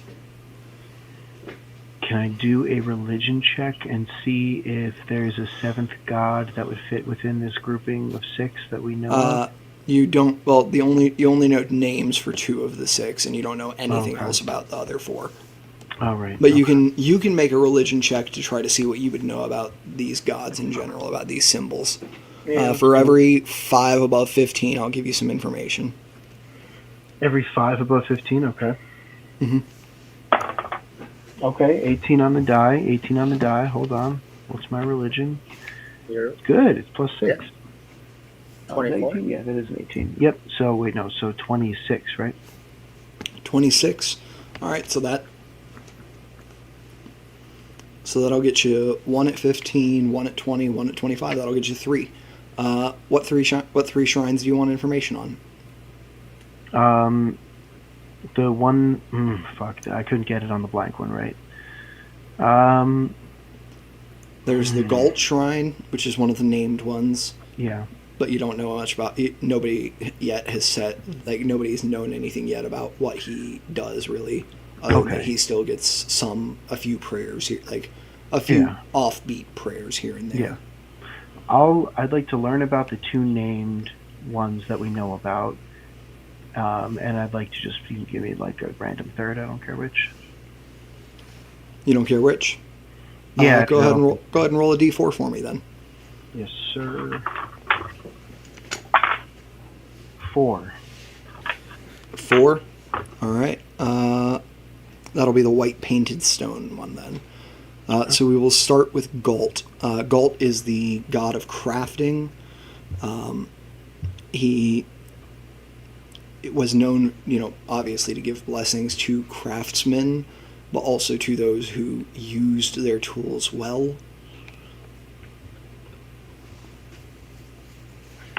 And he was also known as a creator god, a very important god to the Dwarvish people. Dwarven. We're going to go with Dwarvish right now.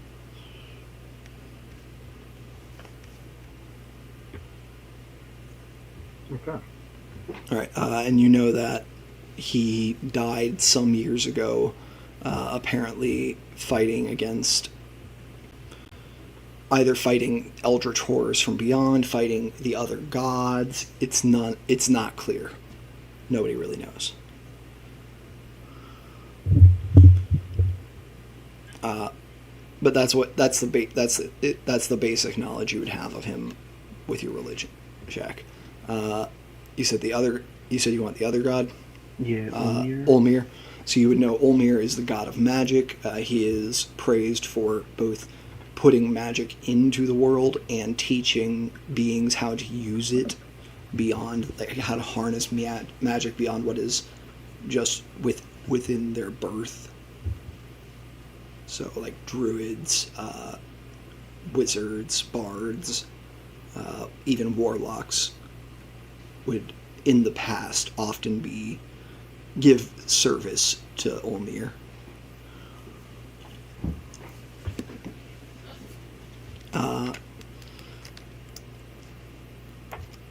And then the white painted stone, you realize, is not an altar to a god itself. It is an altar to a plane of existence, like almost a conduit for that plane. And you know that would be the positive energy plane, the place where all healing magic comes from, except that granted by the divine.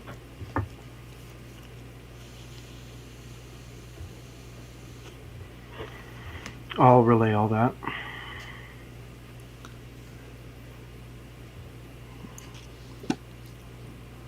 Interesting. Lots of secrets. Do you want to ask your mice friends if they know if they've seen this room used for They anything? mentioned that they didn't actually see the green lady come down here, but that their great-great-grandfather did or something like that. So I don't think these mice are actually that old. Oh. Well, all right. I guess have them lead on then. If Well, we're not quite there yet. This is just like the next room. All right. And then you guys started looking at stuff, so we thought we'd wait for you. We appreciate that. Speaking of which, you're on like minute 9. Yep. For what it's worth, I have 2 of them, so he will likely, if needed, burn one of his 2 remaining second levels to go once he realizes he's hearing squeaking and not words.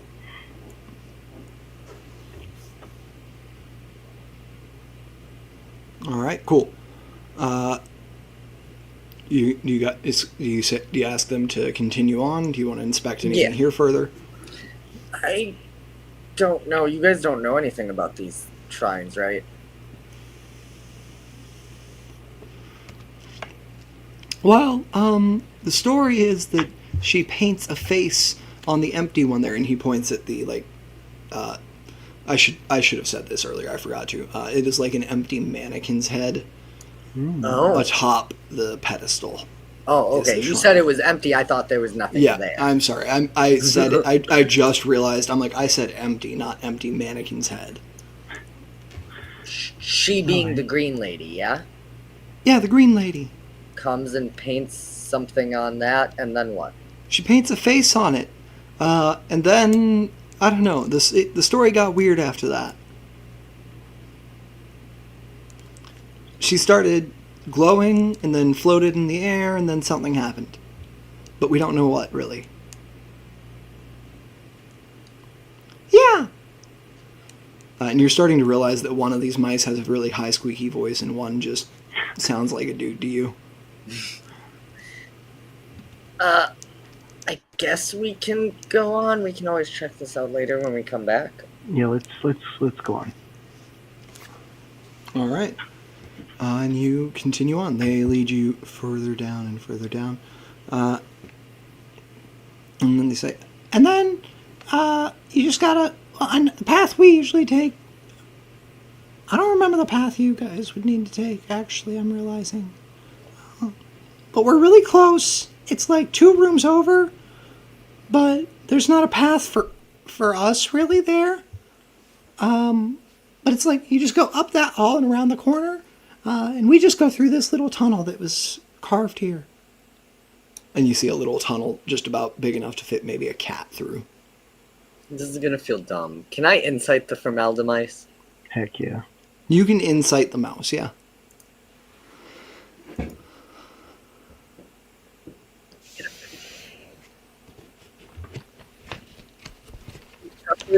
or What was that? are these? We got a 15. Are these trustworthy mice or are they sus mice? They seem pretty trustworthy. They like the geometry of it makes sense. All right. You're I guess. figuring. You honestly think maybe there's just a door in the way. Yeah. Well, I guess if they gave us directions, they said up this way and around the corner, and then we're there, and that's where the green lady goes. All right, let's go. So we go up there and around the corner. All right, you go up there and around the corner. You see that just off on the left side of the wall there, like right where the tunnel the mice ran into would lead, there is a massive iron wrought door. Locked? And by massive, I mean like two of you could comfortably walk through it at once. It's not like huge, but it's a big door. Massive for a mouse. All right, well, let's try it. Peter will reach out and grab the handle. Grendel will help try and open the door. All right. Tesvin, anything from you while they do this? Or have you still been following along? Tesvin's been following along pretty much the whole time, and continuously speaking. That's been one thing that's kind of helped him through feeling alone, is continuously talking to them, even though they can't hear him. Okay. Which Tesvin knows that Grandpa can hear him talking. So he's almost doing it purposefully. Yeah. I just don't know how to get out, guys. I'm with you. I know that you can't hear me, but I'm here. I They swear. are going the wrong way. How do I The help last them with that? hallway. They should have turned. The last hallway. They should have made a different turn. Are these mice? They're following these mice. How do we stop them? Can you kill the mice? I can. I will speak to my allies in the tomb and see if I can call upon them for aid. What do I do? What can I do to help? Magics of the mind should still work. Your magics may be some of your magics may be able to be felt, though they cannot be seen. You are still. Your magic is my magic, and we are both of this world. We just need to know it. I know you are real. I know you are real, and you know I am real. While he is speaking, Tesvin is immediately casting Mage Hand and writing another note. Beautiful. But instead of having it slap Peter this time, it's going to run up to Grendel and tug on his pants or his sleeve. He can't see the note, obviously, but he will feel.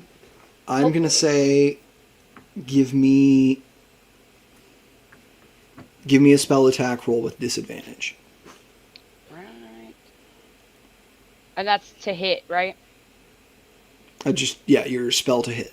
So it's your proficiency plus spell 18. Ability. Okay, 18. That's with disadvantage?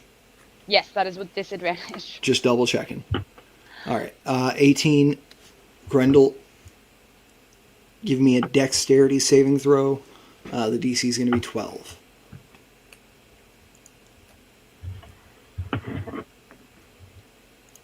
I rolled a 12. You rolled a 12. That's a save. So Grendel, just as you and Peter are about to open this door, you feel a tug on your side. He whips around, starts looking for what's there. Pulls out a dagger. Whoa. Right? He has What's a dagger. that?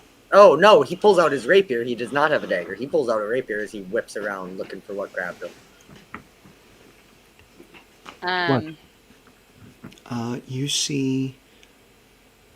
You're not even sure you see it, but for a split second, it looks like there's a piece of paper in the air. Just like not the whole thing, just a corner of a scrap of paper. But when you look at the ground, it's not like it fell there or anything. So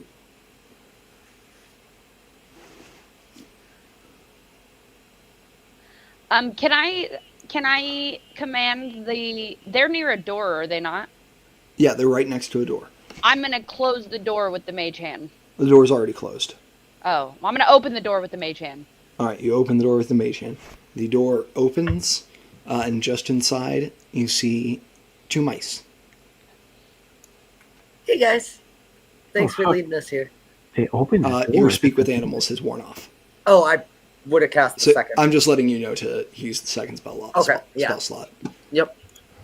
Can I re-slam the door with the mage hand now? Actually, I'm going to say you wouldn't have been able to open the door with the mage hand. I'm just realizing because its mage hand Okay. can only move 10 pounds and it's a wrought iron door. Open and unlock door. Then we open the door, I guess. Even I am. All right. If it says open an unlocked door in the description, then sure, It you does. can open the door. Okay, so I open it and then I close it again. All right. I'm going to give the others a chance to react Yeah. first. Yes, of course. But yeah, you open the door, Grendel and Peter. You see your mice there.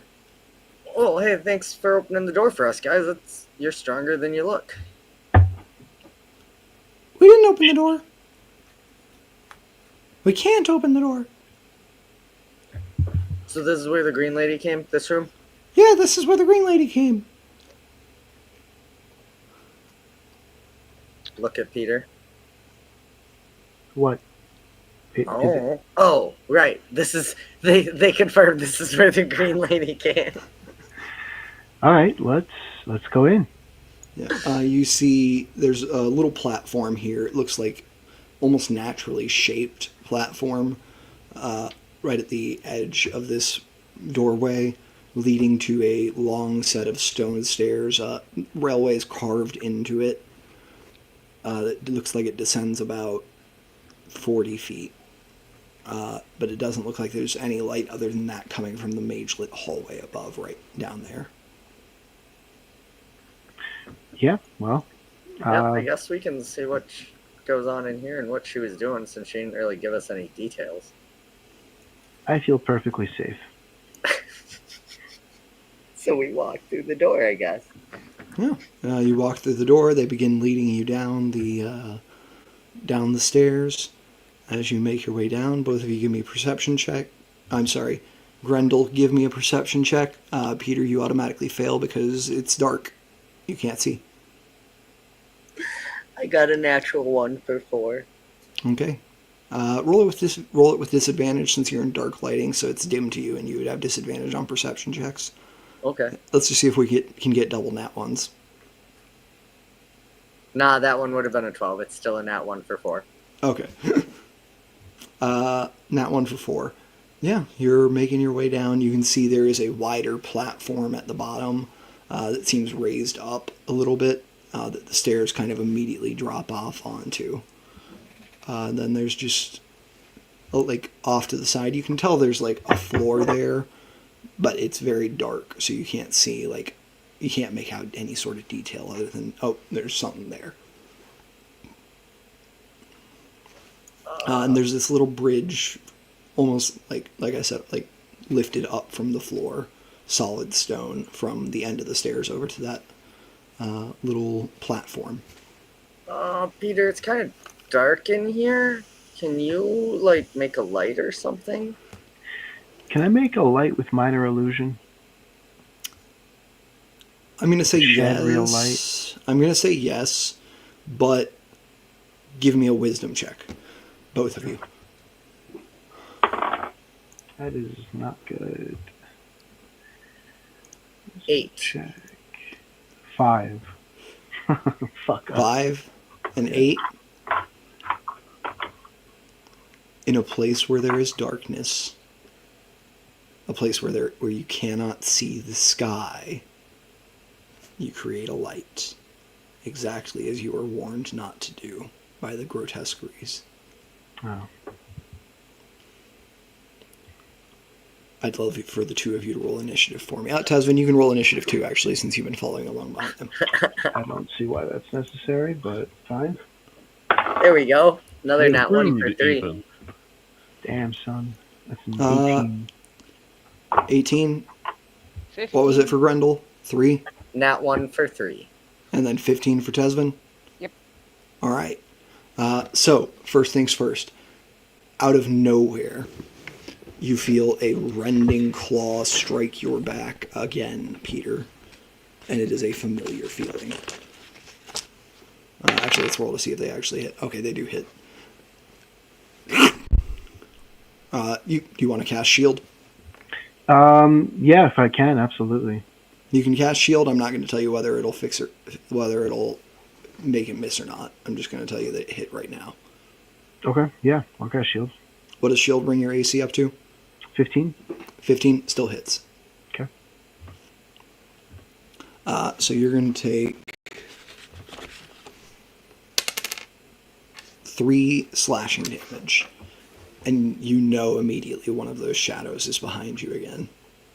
If I know that, can I say I know enough to douse the light immediately? I'm going to say at the end of your turn, you're coming out as surprise, so not until the end of your turn. Gotcha. And it's going to be number 2. 2 is going to go for Grendel. Misses. 3 is going to go for Tesvin. Hits. And Tesvin, you feel something make contact with you and see it look at you. The light! Put the light out! Make them put the light out! Oh, that's right. And it's going to be... 3 damage, you said? Yeah, 3 damage. Okay, perfect.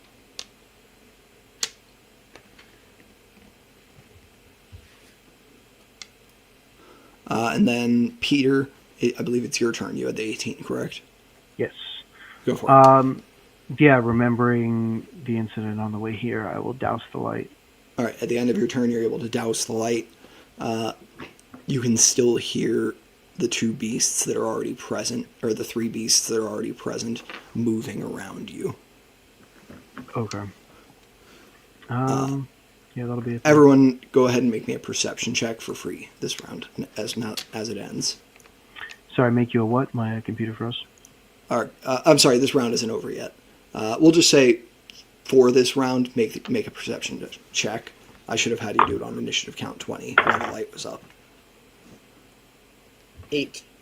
8. 18. 18. Gotcha. 12. 12. Tesman. 9.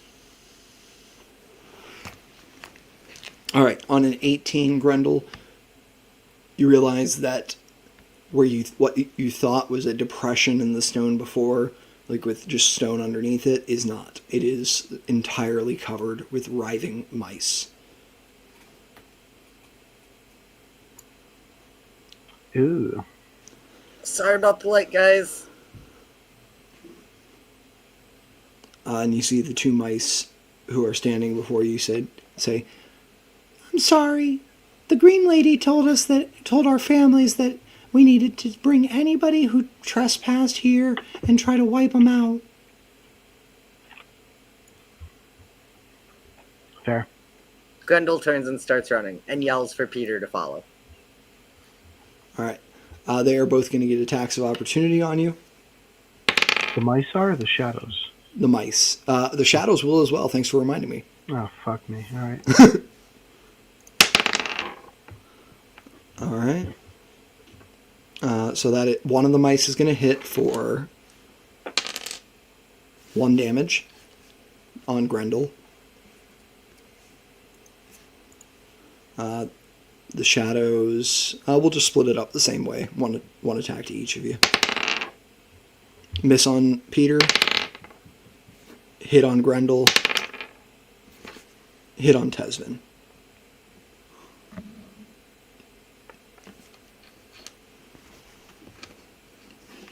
And it's going to be 4 damage to Grendel, 6 damage to Tesvin. Never trust mice that ask for meat. Lesson learned. Fun fact, I looked it up. Mice actually eat meat. Yeah, but they never ask for it. All right. Up next in our initiative order is going to be Tesvin. I should have said this when I got attacked, but I'm gonna just say it now in case you are nice. Can I do a reaction? Yeah, absolutely. I'm gonna hellish rebuke it. Okay, the mouse is dead. A mouse has 1 hit point. Yeah. Hell yeah. Good. And Hellish Rebuke does 2d6. The mouse that bit you is dead. Or do you want to Hellish Rebuke the shadow? It was the shadow, not the mouse. I was trying to attack the Okay, big go ahead. Okay, go ahead and roll your damage. Okay. Let's see. Come on. As it moves jerkily around you. Load. Okay, there it goes. 12. The jerky movements suddenly heat up and the fire overtakes, and in a burst of fire and light, this thing dissipates as 2 gems clank to the ground underneath it. Peter, you immediately notice these are not the same kind of gems that dropped from the last one. Interesting. Can I grab them? Wait. On your turn, you'll be able to. Question. Yes.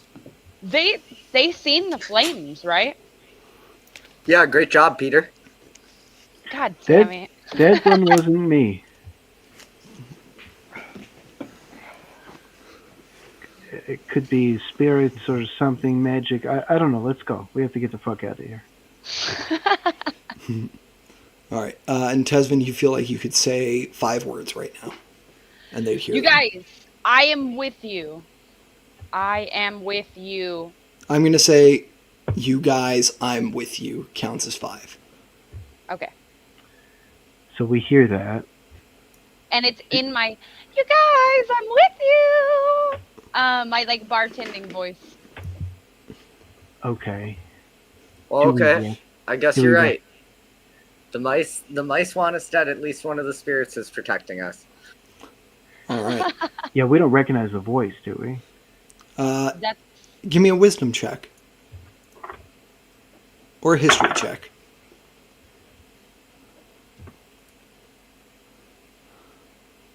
Non-natural 17. 20. Ooh. Grendel, you remember Tesvin.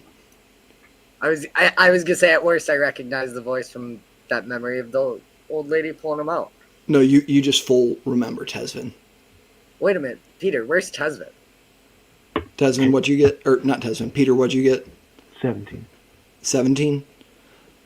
That voice sounds like it's a voice you should have known for a while. Where's who? And who? Did you hear that? Who was that? Keep up with us, Tesvin. We're getting out of here. This was a trap. Peter, give me a charisma check. With disadvantage. Disadvantage, okay. Oh, so 12 on the die both times. Charisma check, 13. 13? Great. we're still in initiative, right? Yep. Okay. Is that the end of your turn, Tesvin? Oh, it is still my turn. Okay, great. Can I just try and drag one of them away with my mage hand? Your mage hand Grindel. can only move 10 pounds. Well, but can I use it to like try and like? I know that it can't drag them away, but can I use it to like pull at their clothes, like dragging them away? Yeah, you Like can. You've got like yeah. it won't You move haven't done them? anything on the turn yet. That was just your reaction from last turn. So, yeah, you could use your action to cast Mage Hand and use it to try to tug them in a certain direction. Yeah, because that's I'll what I even would say like. I'll even say you could tug both of their clothing in the same direction if you wanted to. Yeah. Well, I'm gonna tag Grindel because Grindel's the only one that seems to understand what's going on here. So Grindel's gonna just feel this mage hand reach up and grab like at the back of the knee and just start pulling your pants. Maybe your pants come down a little bit, your butt shows. That might be funny. For what it's worth, I was gonna say that when you sent it to pull on my pants or sleeve the first time, so I'm here for it. All right. Yeah. Yeah, Grendel, you feel this tug on your pants and they fall down a little. You accidentally moon Peter. I don't like this place. Let's go. Yeah. So next in our initiative order, it is going to be. Oh no, next in the initiative order, yeah, it is the three shadows. Okay. The light is out, but they still are remaining feral. Actually, the light is out. That's not great for you guys. Like good or bad? It's not great. Either way. Yeah. So that's going to be a hit on Grendel. That's going to be a hit on Peter. And the one that was attacking Tesvin is dead. My bad. Don't need to roll for it. Grendel, you're going to take 5 damage. Peter, you're going to take 6.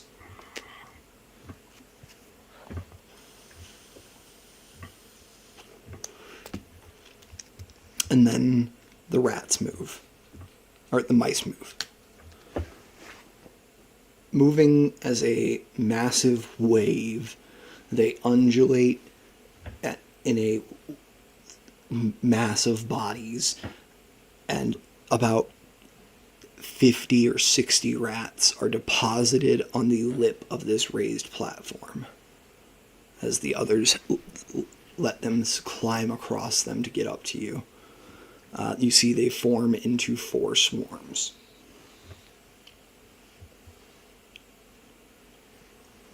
Okay. All right. They spend their action spawning rats. Your turn is, and then it is your turn, Peter. All right. So the opportunity attacks I took last round, did I get movement from that? You got your 30 feet of movement. You're back to you're like halfway across the bridge. So right now there are shadows that have just chased you and attacked you. There are 4 rats on the edge of the platform that are, I'm assuming, Tesvin, that you ran with Grendel and Peter, right? Oh, yeah. Yeah, so there are rats on the edge of the platform about to surge up the bridge behind you. Okay. First, I'd like to Misty Step 30 feet towards freedom. All right, 30 feet. 30. Okay, so you get to the stairs. Okay. And then I'll use my movement to dash 60 feet up on my action. Action to dash. All right, stairs are going to be difficult terrain, but you get another 15 feet. So you're 15 feet up the stairs. The stairs, like I said earlier, are about 60 feet long. Okay. Was that 15 feet with the action dash he was doing? Yeah, you bonus action Misty stepped from halfway across, and then okay, so you're 30 feet up the stairs. You're halfway up. Okay. And that's my turn. That is your turn. Grendel. Not Grendel, sorry. Tesvin. Sacred Flame. Sacred Flame on what? On the shadow. Okay, on the one shadow that's going to Grendel. Shadow attacking Grendel. Good move. All right. Wait, hold on. Dex saving throw. Yes. I think your DC is 13, right? For this spell, yes. All right. They pass. Oh, that's lovely. Okay. I'm sorry, you're creating light within 5 feet of them. They do roll with disadvantage. They do still pass. Okay. Damn it. Okay. I got to keep myself honest. Nobody else can do it for me. That's okay. That's fine. And how close am I to this thingy? I'm going to say you were kind of leading the path. Peter just ran straight through you from it. Speaking of which, no, you know what? You teleported, so you don't get an op attack. That's right. All right. Yeah, Peter teleported past you. You're about 15 feet from it. All right. No opportunity attack then. Just moving up the stairs? Yeah, I don't think I have bonus action. Oh, wait. No, I don't have bonus action. Oh, wait. I do have multiple daggers. Can I throw a dagger at it? We talked about this last session a little bit. You have to, in order to use the a bonus action attack with the It's gotta dagger. be You a- have to use your weapon attack to make an attack, What? or you have to use Exactly. your I action to make remember a that weapon now. attack. That's all right. Yep. Then that's the end of my turn. I don't get an opportunity or a bonus. Okay, cool. Up next in our initiative is going to be Grendel. Grendel's gonna mutter a few words in Dwarvish under his breath, and his rapier is gonna glow a faint purple, and he's gonna take a swing at the shadow on him before he starts running for the door. Cool. Go for it. Oof, does it 12 hit the shadow? Sorry, you cut out there. What? I doubt a 12 hit the shadow. A 12? That hits. Oh, okay, cool. Then it is going to take this.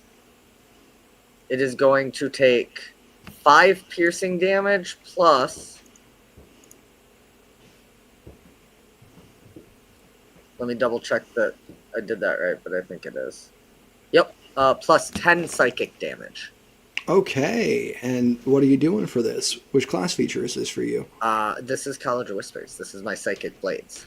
Nice. So like he's uttering like some horrific words in Dwarvish from some like horror tale, and like the energy just kind of coats his blade, and he just flourishes it before turning and running his 25 feet toward the door or toward the stairs. Nintendo and Nephili, you both see one of the books that that Nintendo opened, then put down because it was full of arcane horrors that had been completely forgotten, vanishes. As it is remembered when Grendel speaks it true. Nice. Yeah, so yeah, just flourishes the rapier as he spins and starts running. He'll probably take an op attack from that one and the other one, but...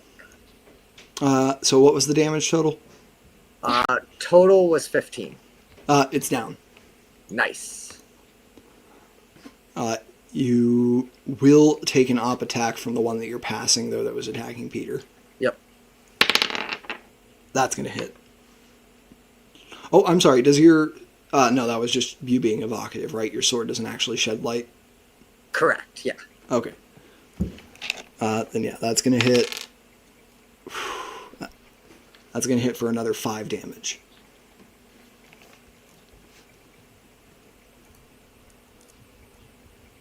Also, good to know I was using that ability wrong. Apparently, I activate it when I hit with an attack like a smite. Nice. Yeah, next in our initiative order is going to be the one remaining shadow, which is going to run up. I think it's going to lash at you and Grendel. I think I'm the furthest back, yeah. Okay. If we have anybody in the audience who wants to cancel a crit, do it. That's crit. That's a nat 20. Nah, this works because I want you to know if Peter hadn't Misty stepped instead of attacking this turn, I was going to cast invisibility on him and tell him to run. I got something for you if it gets bad. All right. I don't think I'm not seeing any audience redemptions. All right. I'm going to give a little countdown here just in case. Looks like Belle did.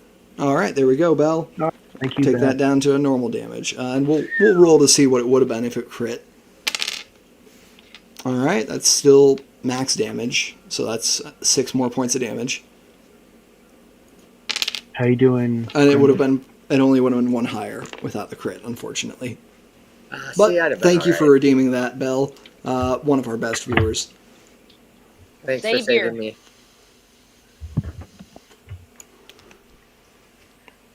All right, and we're gonna keep moving in our initiative. Up next is going to be the rats. They are going to and the rats are a lair action, to be clear. They on the lair action swarm up all on the left side, some of them passing over and under the bridge into a tower of rats that is going to attempt to knock you, Peter, over off the stairs. Go ahead and give me an athletics check. Peter's super athletic. That'll be fine. Oh, okay. Oh, it's -1. That's a 17. 17? You only needed to beat Oh, an sorry, 11. 18. You only Okay, needed cool. to beat an 11. These rats are not very athletic. Nice. All right. our swarms are going to go now. 4 rat swarms begin surging up the bridge. You see they are dashing, and they appear to move a little faster than you. So they are catching up, but they are not quite to any of you yet. You get the feeling, Grendel, though, that on your next turn, or on their next turn, they will be able to catch up with you and bite you even after you've run.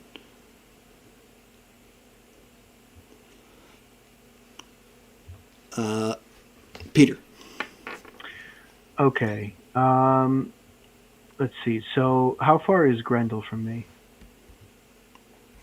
Grendel is still at the base of the stairs, I think, at this point. So Grendel is about 30 60? feet down the stairs from you. Oh, cool. Okay.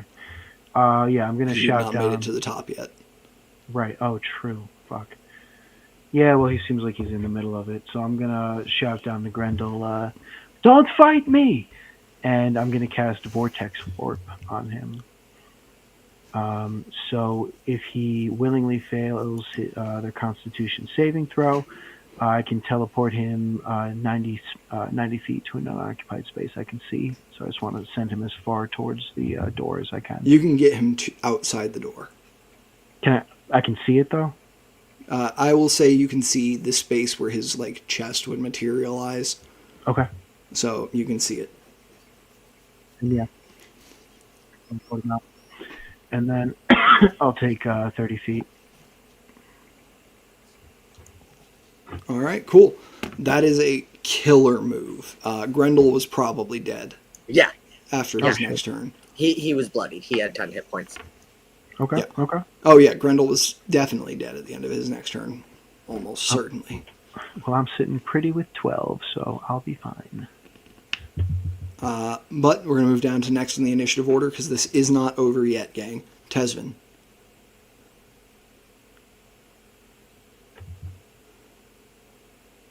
Who? Tesvin? Never heard of him. Hi, Oh. Tesvin is Mike was muted. Oh, okay. Hi, this is terrifying. I'm going to dash Okay. and Sacred Flame the shadows. All right, cool. Go ahead. There's only one shadow left. So it's just a dexterity save. Disadvantage because of the light. That's a failure. Sweet. Oh my god. It did 1 damage. Hell yeah. Hey, when it's vulnerable to radiant, 1 is 2. It does not drop. I was just and gonna that's ask the I think that's the first damage this one actually has taken. Sweet. Alright. That sucks.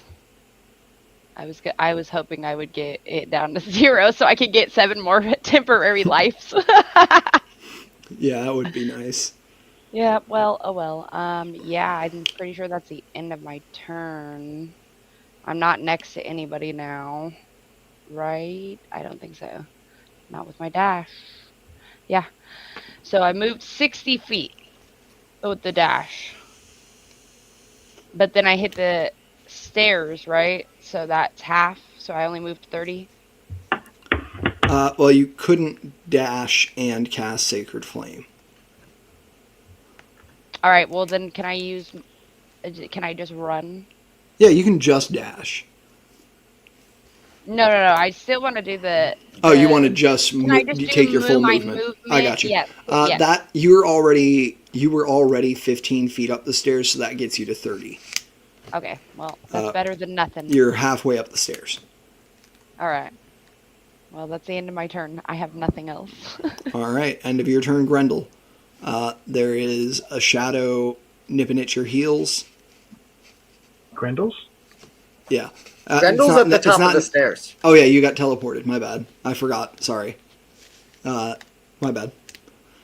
Nah, you're totally good. Because can Grendel see that shadow? I know it's dark and it's a Yes. shadow. Cool. I'm going to say it's close enough to the stairs, the light spills out, and you can see its... You can't see it, but you can see its gems That in works. with your dim light vision. That works. Grendel's gonna say something about falling stars, and a small mode of radiant light is gonna go up and then shoot at it All as right. he casts Starry Wisp. Go ahead and roll this attack with advantage.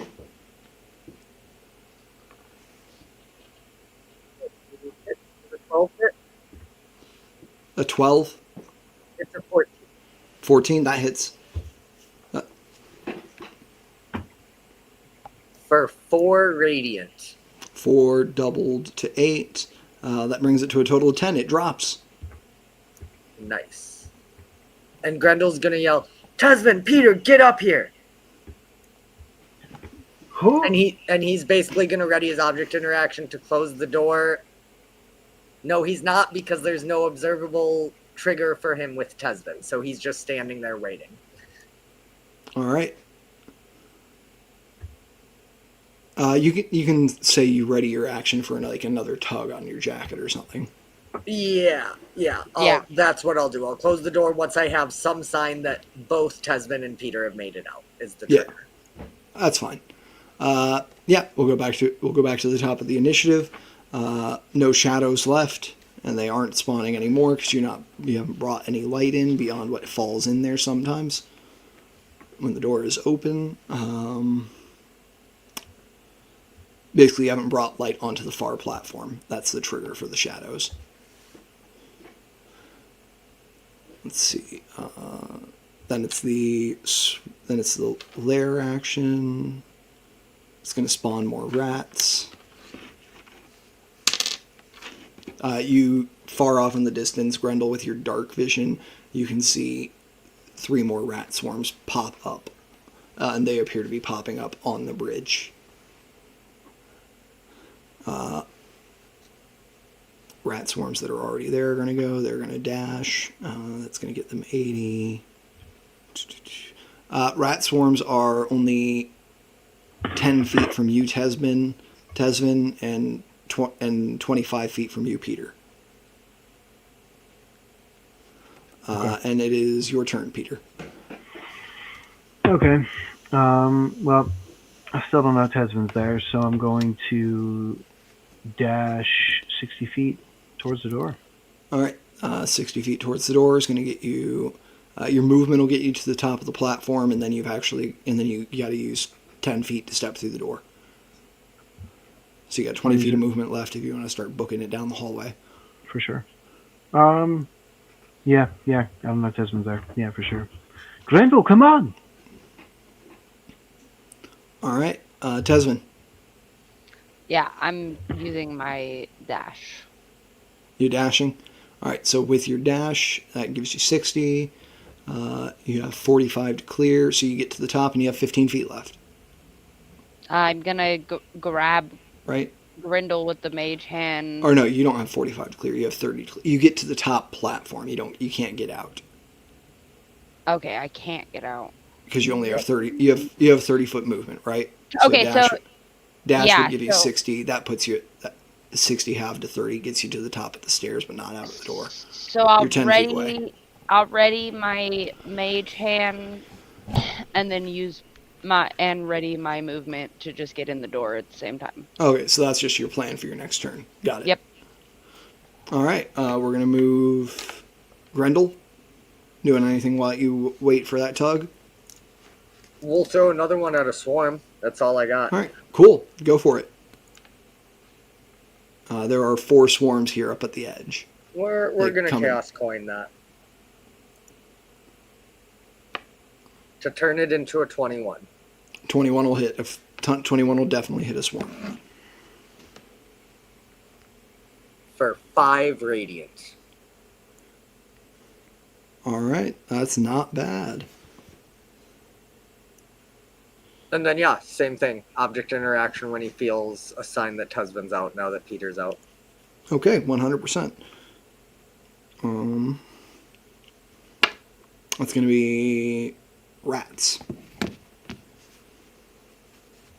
Rats are going to, let's see, they're They were only 10 feet down from you. They're going to dash and they're going to catch you. And actually, no, the rats are going to dash and they're going to flood out into the hall. They're smart enough to know if that door is closed, they can't get you.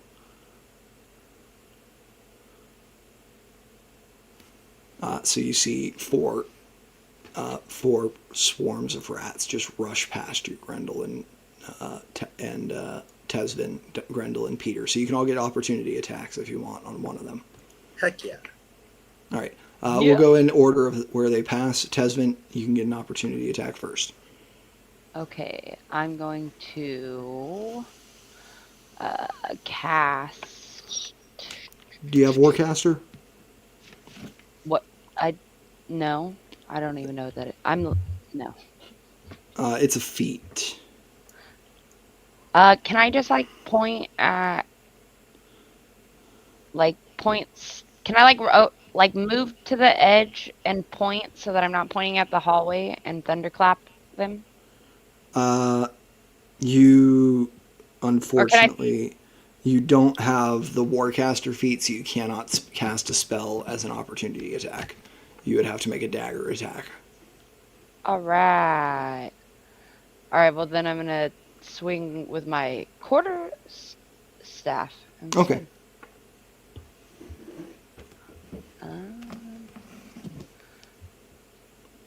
Alright.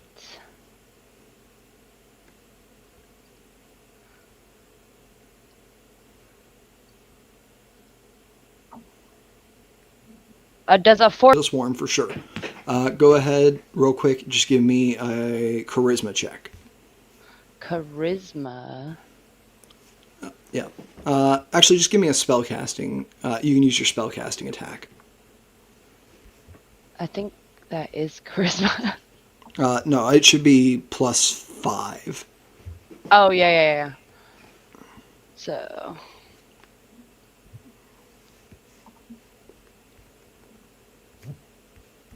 That is a 11. 11. You Yeah. beat 11 beats a 10. For just a second, you know that you are real, and your grandfather knows that you are real, and that is strong enough for you to make just your blade interact with the physical world enough to leave a cut. Go ahead and give me damage. Or just your staff, not your blade. Alright. Sorry, my things suck at loading.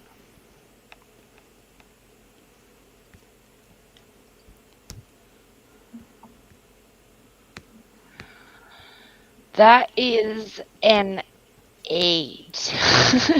All right, 8 damage. That's really Yeah. good. You don't take this swarm down, but you do significantly damage it. Nice. Alright. Next in our reactions is going to be Grendel. You want to go for the one that looks like it's already been bludgeoned a little? Yeah. Where's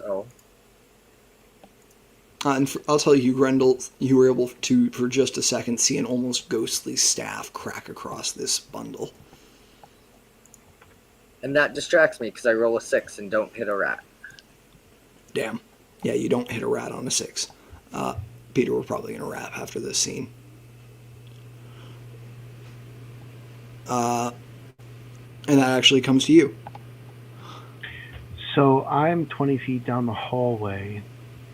Oh, but you're a full 20 feet down the hallway. The rats are not passing by you yet then. Yeah. Okay, my bad. No worries. And the rats does go to your turn, though. Cool. You see the rats flooding out into the hallway. It looks like there's about 40 rats here. Okay. I am just going to keep it simple and cast Magic Missile at 2nd level. At 2nd level? Cool. Mm-hmm. Go ahead and just roll your d4 once for me. Yep. Wait, roll And it then- once? Yeah, just roll it once. And then let me know how... Yeah, because it's every dart does the same damage. You just let me know how many darts you want to target each rat. Oh, okay. Well, it's a 2, so +1 for a 3. Okay. And I'm going to send them all at the closest swarm I can see.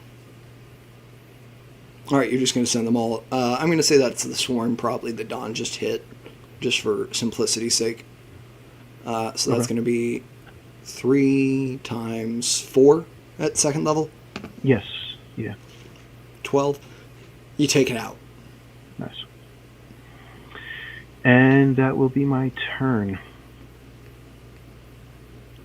All right, end of your turn. It is going to be Tez. Yep, and then my readied action, I'm gonna move into the hall and tug the sleeve with my mage hand. Okay, cool. And you still have your action left. You can do that for free. All right, and then I guess I'll shoot a Eldritch Blast out there. Your as ready well. action goes off, by the way. No, it Grendel slammed doesn't. the I door. use my reaction to make an opportunity attack. Oh, you're right. That sucks. It's okay. I go next and have object interaction. It's fine. All right, sorry, what was that? And Tez? I'm just gonna hit it with the Eldritch Blast, the swarm. There we go. You still only have 1 ray. Yeah. All right, Next go level. ahead. Go ahead. That's an 8. So you're going to hit, remember the one you'd already hit is, 8 doesn't hit. Oh wait, hold on. No. Sorry, it was an 18 to hit, and then I rolled the wrong damage. So the damage Oh, okay. is a 7. 7? Yes. All right. Okay. And that's on a new one. The one that you were hitting before is already down, thanks to Okay. Peter's magic missiles. Sweet. And you are in the hallway. Grendel, you're up. Object interaction, close the door. Cool. And then we've got things here, so he's gonna swing. All right. What are you swinging with? Uh, Rapier? the Yep, for a 9. 9 to hit. Misses by 1. Yep. We got 2. He'll say, Tasman, I know you're here. You got this. And I'm gonna wait. Let me double check. Can I inspire Tasman, or do I need? Sight They just for that? need to be able. They need to be able to hear you. Yep. Cool. So that he's gonna inspire Tasman. You have an extra D6 that you can add to an attack roll or ability check for the next 10 minutes. Cool. Hell yeah. At the end of your turn, taking any movement, just staying here and fighting it out. Yeah, because if I move, they get op attacks, and I'm very beat up. Oh, no, I'm going to use my last second level spell to cast Healing Word at a second level on myself. You used your bonus action to Bardic Inspiration. You are correct. Yes, that is my turn. All right. That's going to go to the rats. They are going to split up. One swarm is going to go after Tesvin. One is going to go after Peter. 2 are going to stay on you, Grendel. They smell weak meat. And they are hungry. I thought there were only 3 swarms left. Oh, yeah, you're right. You're right. 1 goes to each of you. I forgot 1 died. That's on me. Cool. The one that is weakened itself stays to pick on you, Grendel. So we'll start with them. Actually, are they gonna... 1 second. I need to decide what these rats are gonna do.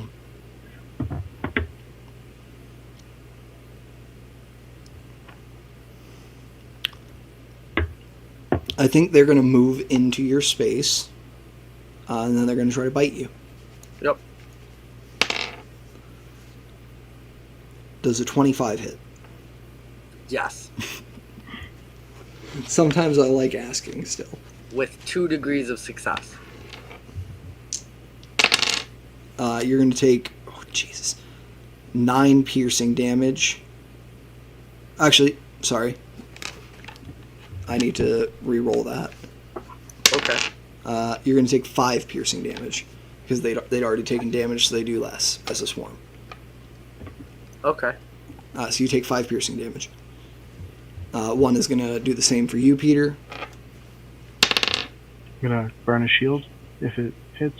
Does a 10 hit? 10 does hit, so I'll burn a shield. Alright, shield, they do not do any damage. They swarm around your shield, biting and clawing, trying to get at you. And 1 is going for you, Tesvin. Does an 11 hit? Or sorry, a 13 hit. No. All right, you're good. But you are in the space with these rats now. Like they are all around you. Sweet. Is it my And turn? we're gonna go. It is Peter's turn. I actually don't really have anything AoE. I am going to shoot a Scorching Ray. Let's see, what was it? 3 rays. So the first one is going to be at the... Well, can I shoot at the swarm attacking me, or am I going to get disadvantage? You can. It would be a disadvantage. Yeah. Okay, so I'll shoot the first one at the swarm attacking Grendel. The one that's already injured. Okay, cool. You can make that attack roll and then decide what you want to do with your second. Okay. There we go. 19 to hit. Just need to beat a 10. Oh, cool. 7 points of damage. All right. They die. 14 Nice. points. Yeah, 7 and 7. And then, can I see the third rat swarm, or can I only see the one attacking me? At You this can point? see the one around Tesvin. Okay. Yeah, I'm not. Who's it attacking now? I'm gonna shoot at disadvantage the second one at the one by And me. in fact, actually, what I'll say is you can see the shape of a person being swarmed around. Okay. I'm sorry, Tesvin, but still wouldn't make me want to save you before myself. Disadvantage. 2 9s for a... Okay, so that'll hit. Plus for a 15. That hits. 2d6. 4 points of damage on the one attacking me. And Oof. I guess I'm just going to shoot the last one at the same pack of rats. All right. Disadvantage. That hits with a 14. Yep. 2d6. There we go. That's 8 points of damage. Sorry, how much? 8. Okay. It is still up heavily. It's down to like where it was like 10 to 15 rats. It's like 3. Okay. That'll be my turn, though. All right. Tesvin, you got rats on you. All right. I am going to chill touch this area. All right. Chill touch is a ranged attack, I will warn you, so that would be made with disadvantage. All right. You could Sacred And then Flame that do I still wouldn't have hit that you. insight thing? You have what? That insight thing? The barbarian thing from Grendel? Inspiration. Yeah. Oh, Bardic Inspiration. So you can Yeah. roll that after you roll the die. So Yeah. when you roll to hit, you can look at it and say, I only rolled a 9. I want to add this d6 to it. You don't have to do it right now. Okay. Well, I did get a 15 to hit, so... All right. 15 on hit on it- the Chill Touch. Yeah, and then... Cool.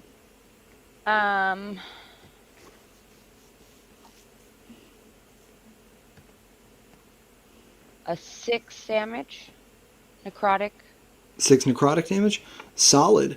You see about 3 of these rats drop off and die. Sweet. Just as this hand passes through them and clenches its fist in empty air. Alright, so I get 7 more temporary hit points.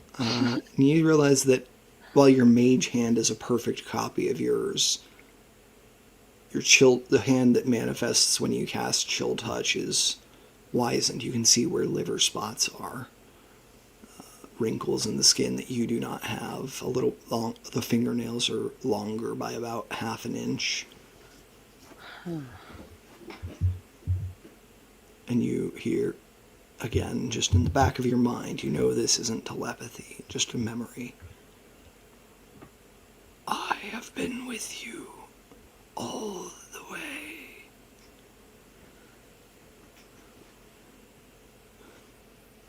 Anything else for Tesvin? No. Tesvin is just frozen all over again. All right. Go ahead and give me a will save, or a wisdom save, Tesvin.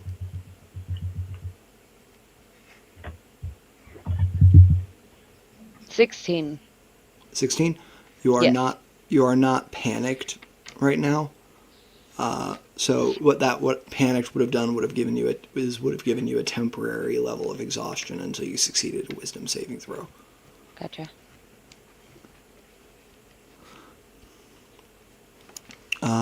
Is that all for you? Yeah. Yep. Grendel. There's just one swarm of rats left, and you just saw it erupt in flame. He's Or gonna not say flame, something but, that would be insulting die. to rats based off what the rats are saying, and cast vicious mockery at the last one. Okay. Cool. Give me that vicious mockery. It's a 13 whiz save. 13 whiz. That's a nat 20.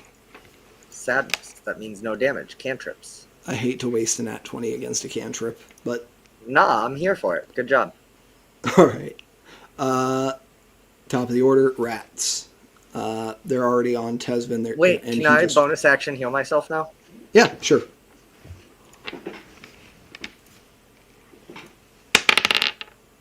Tesvin, does a 19 hit you? Yes. All right, rats are going to bite at you. Oh, wait, sorry. They're at half health. They're going to deal 5 damage. All right.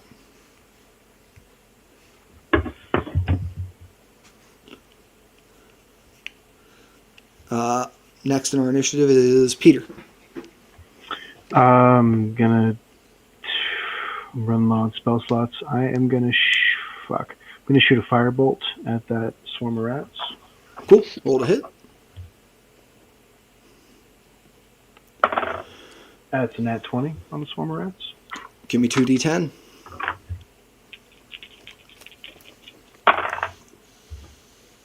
What the hell?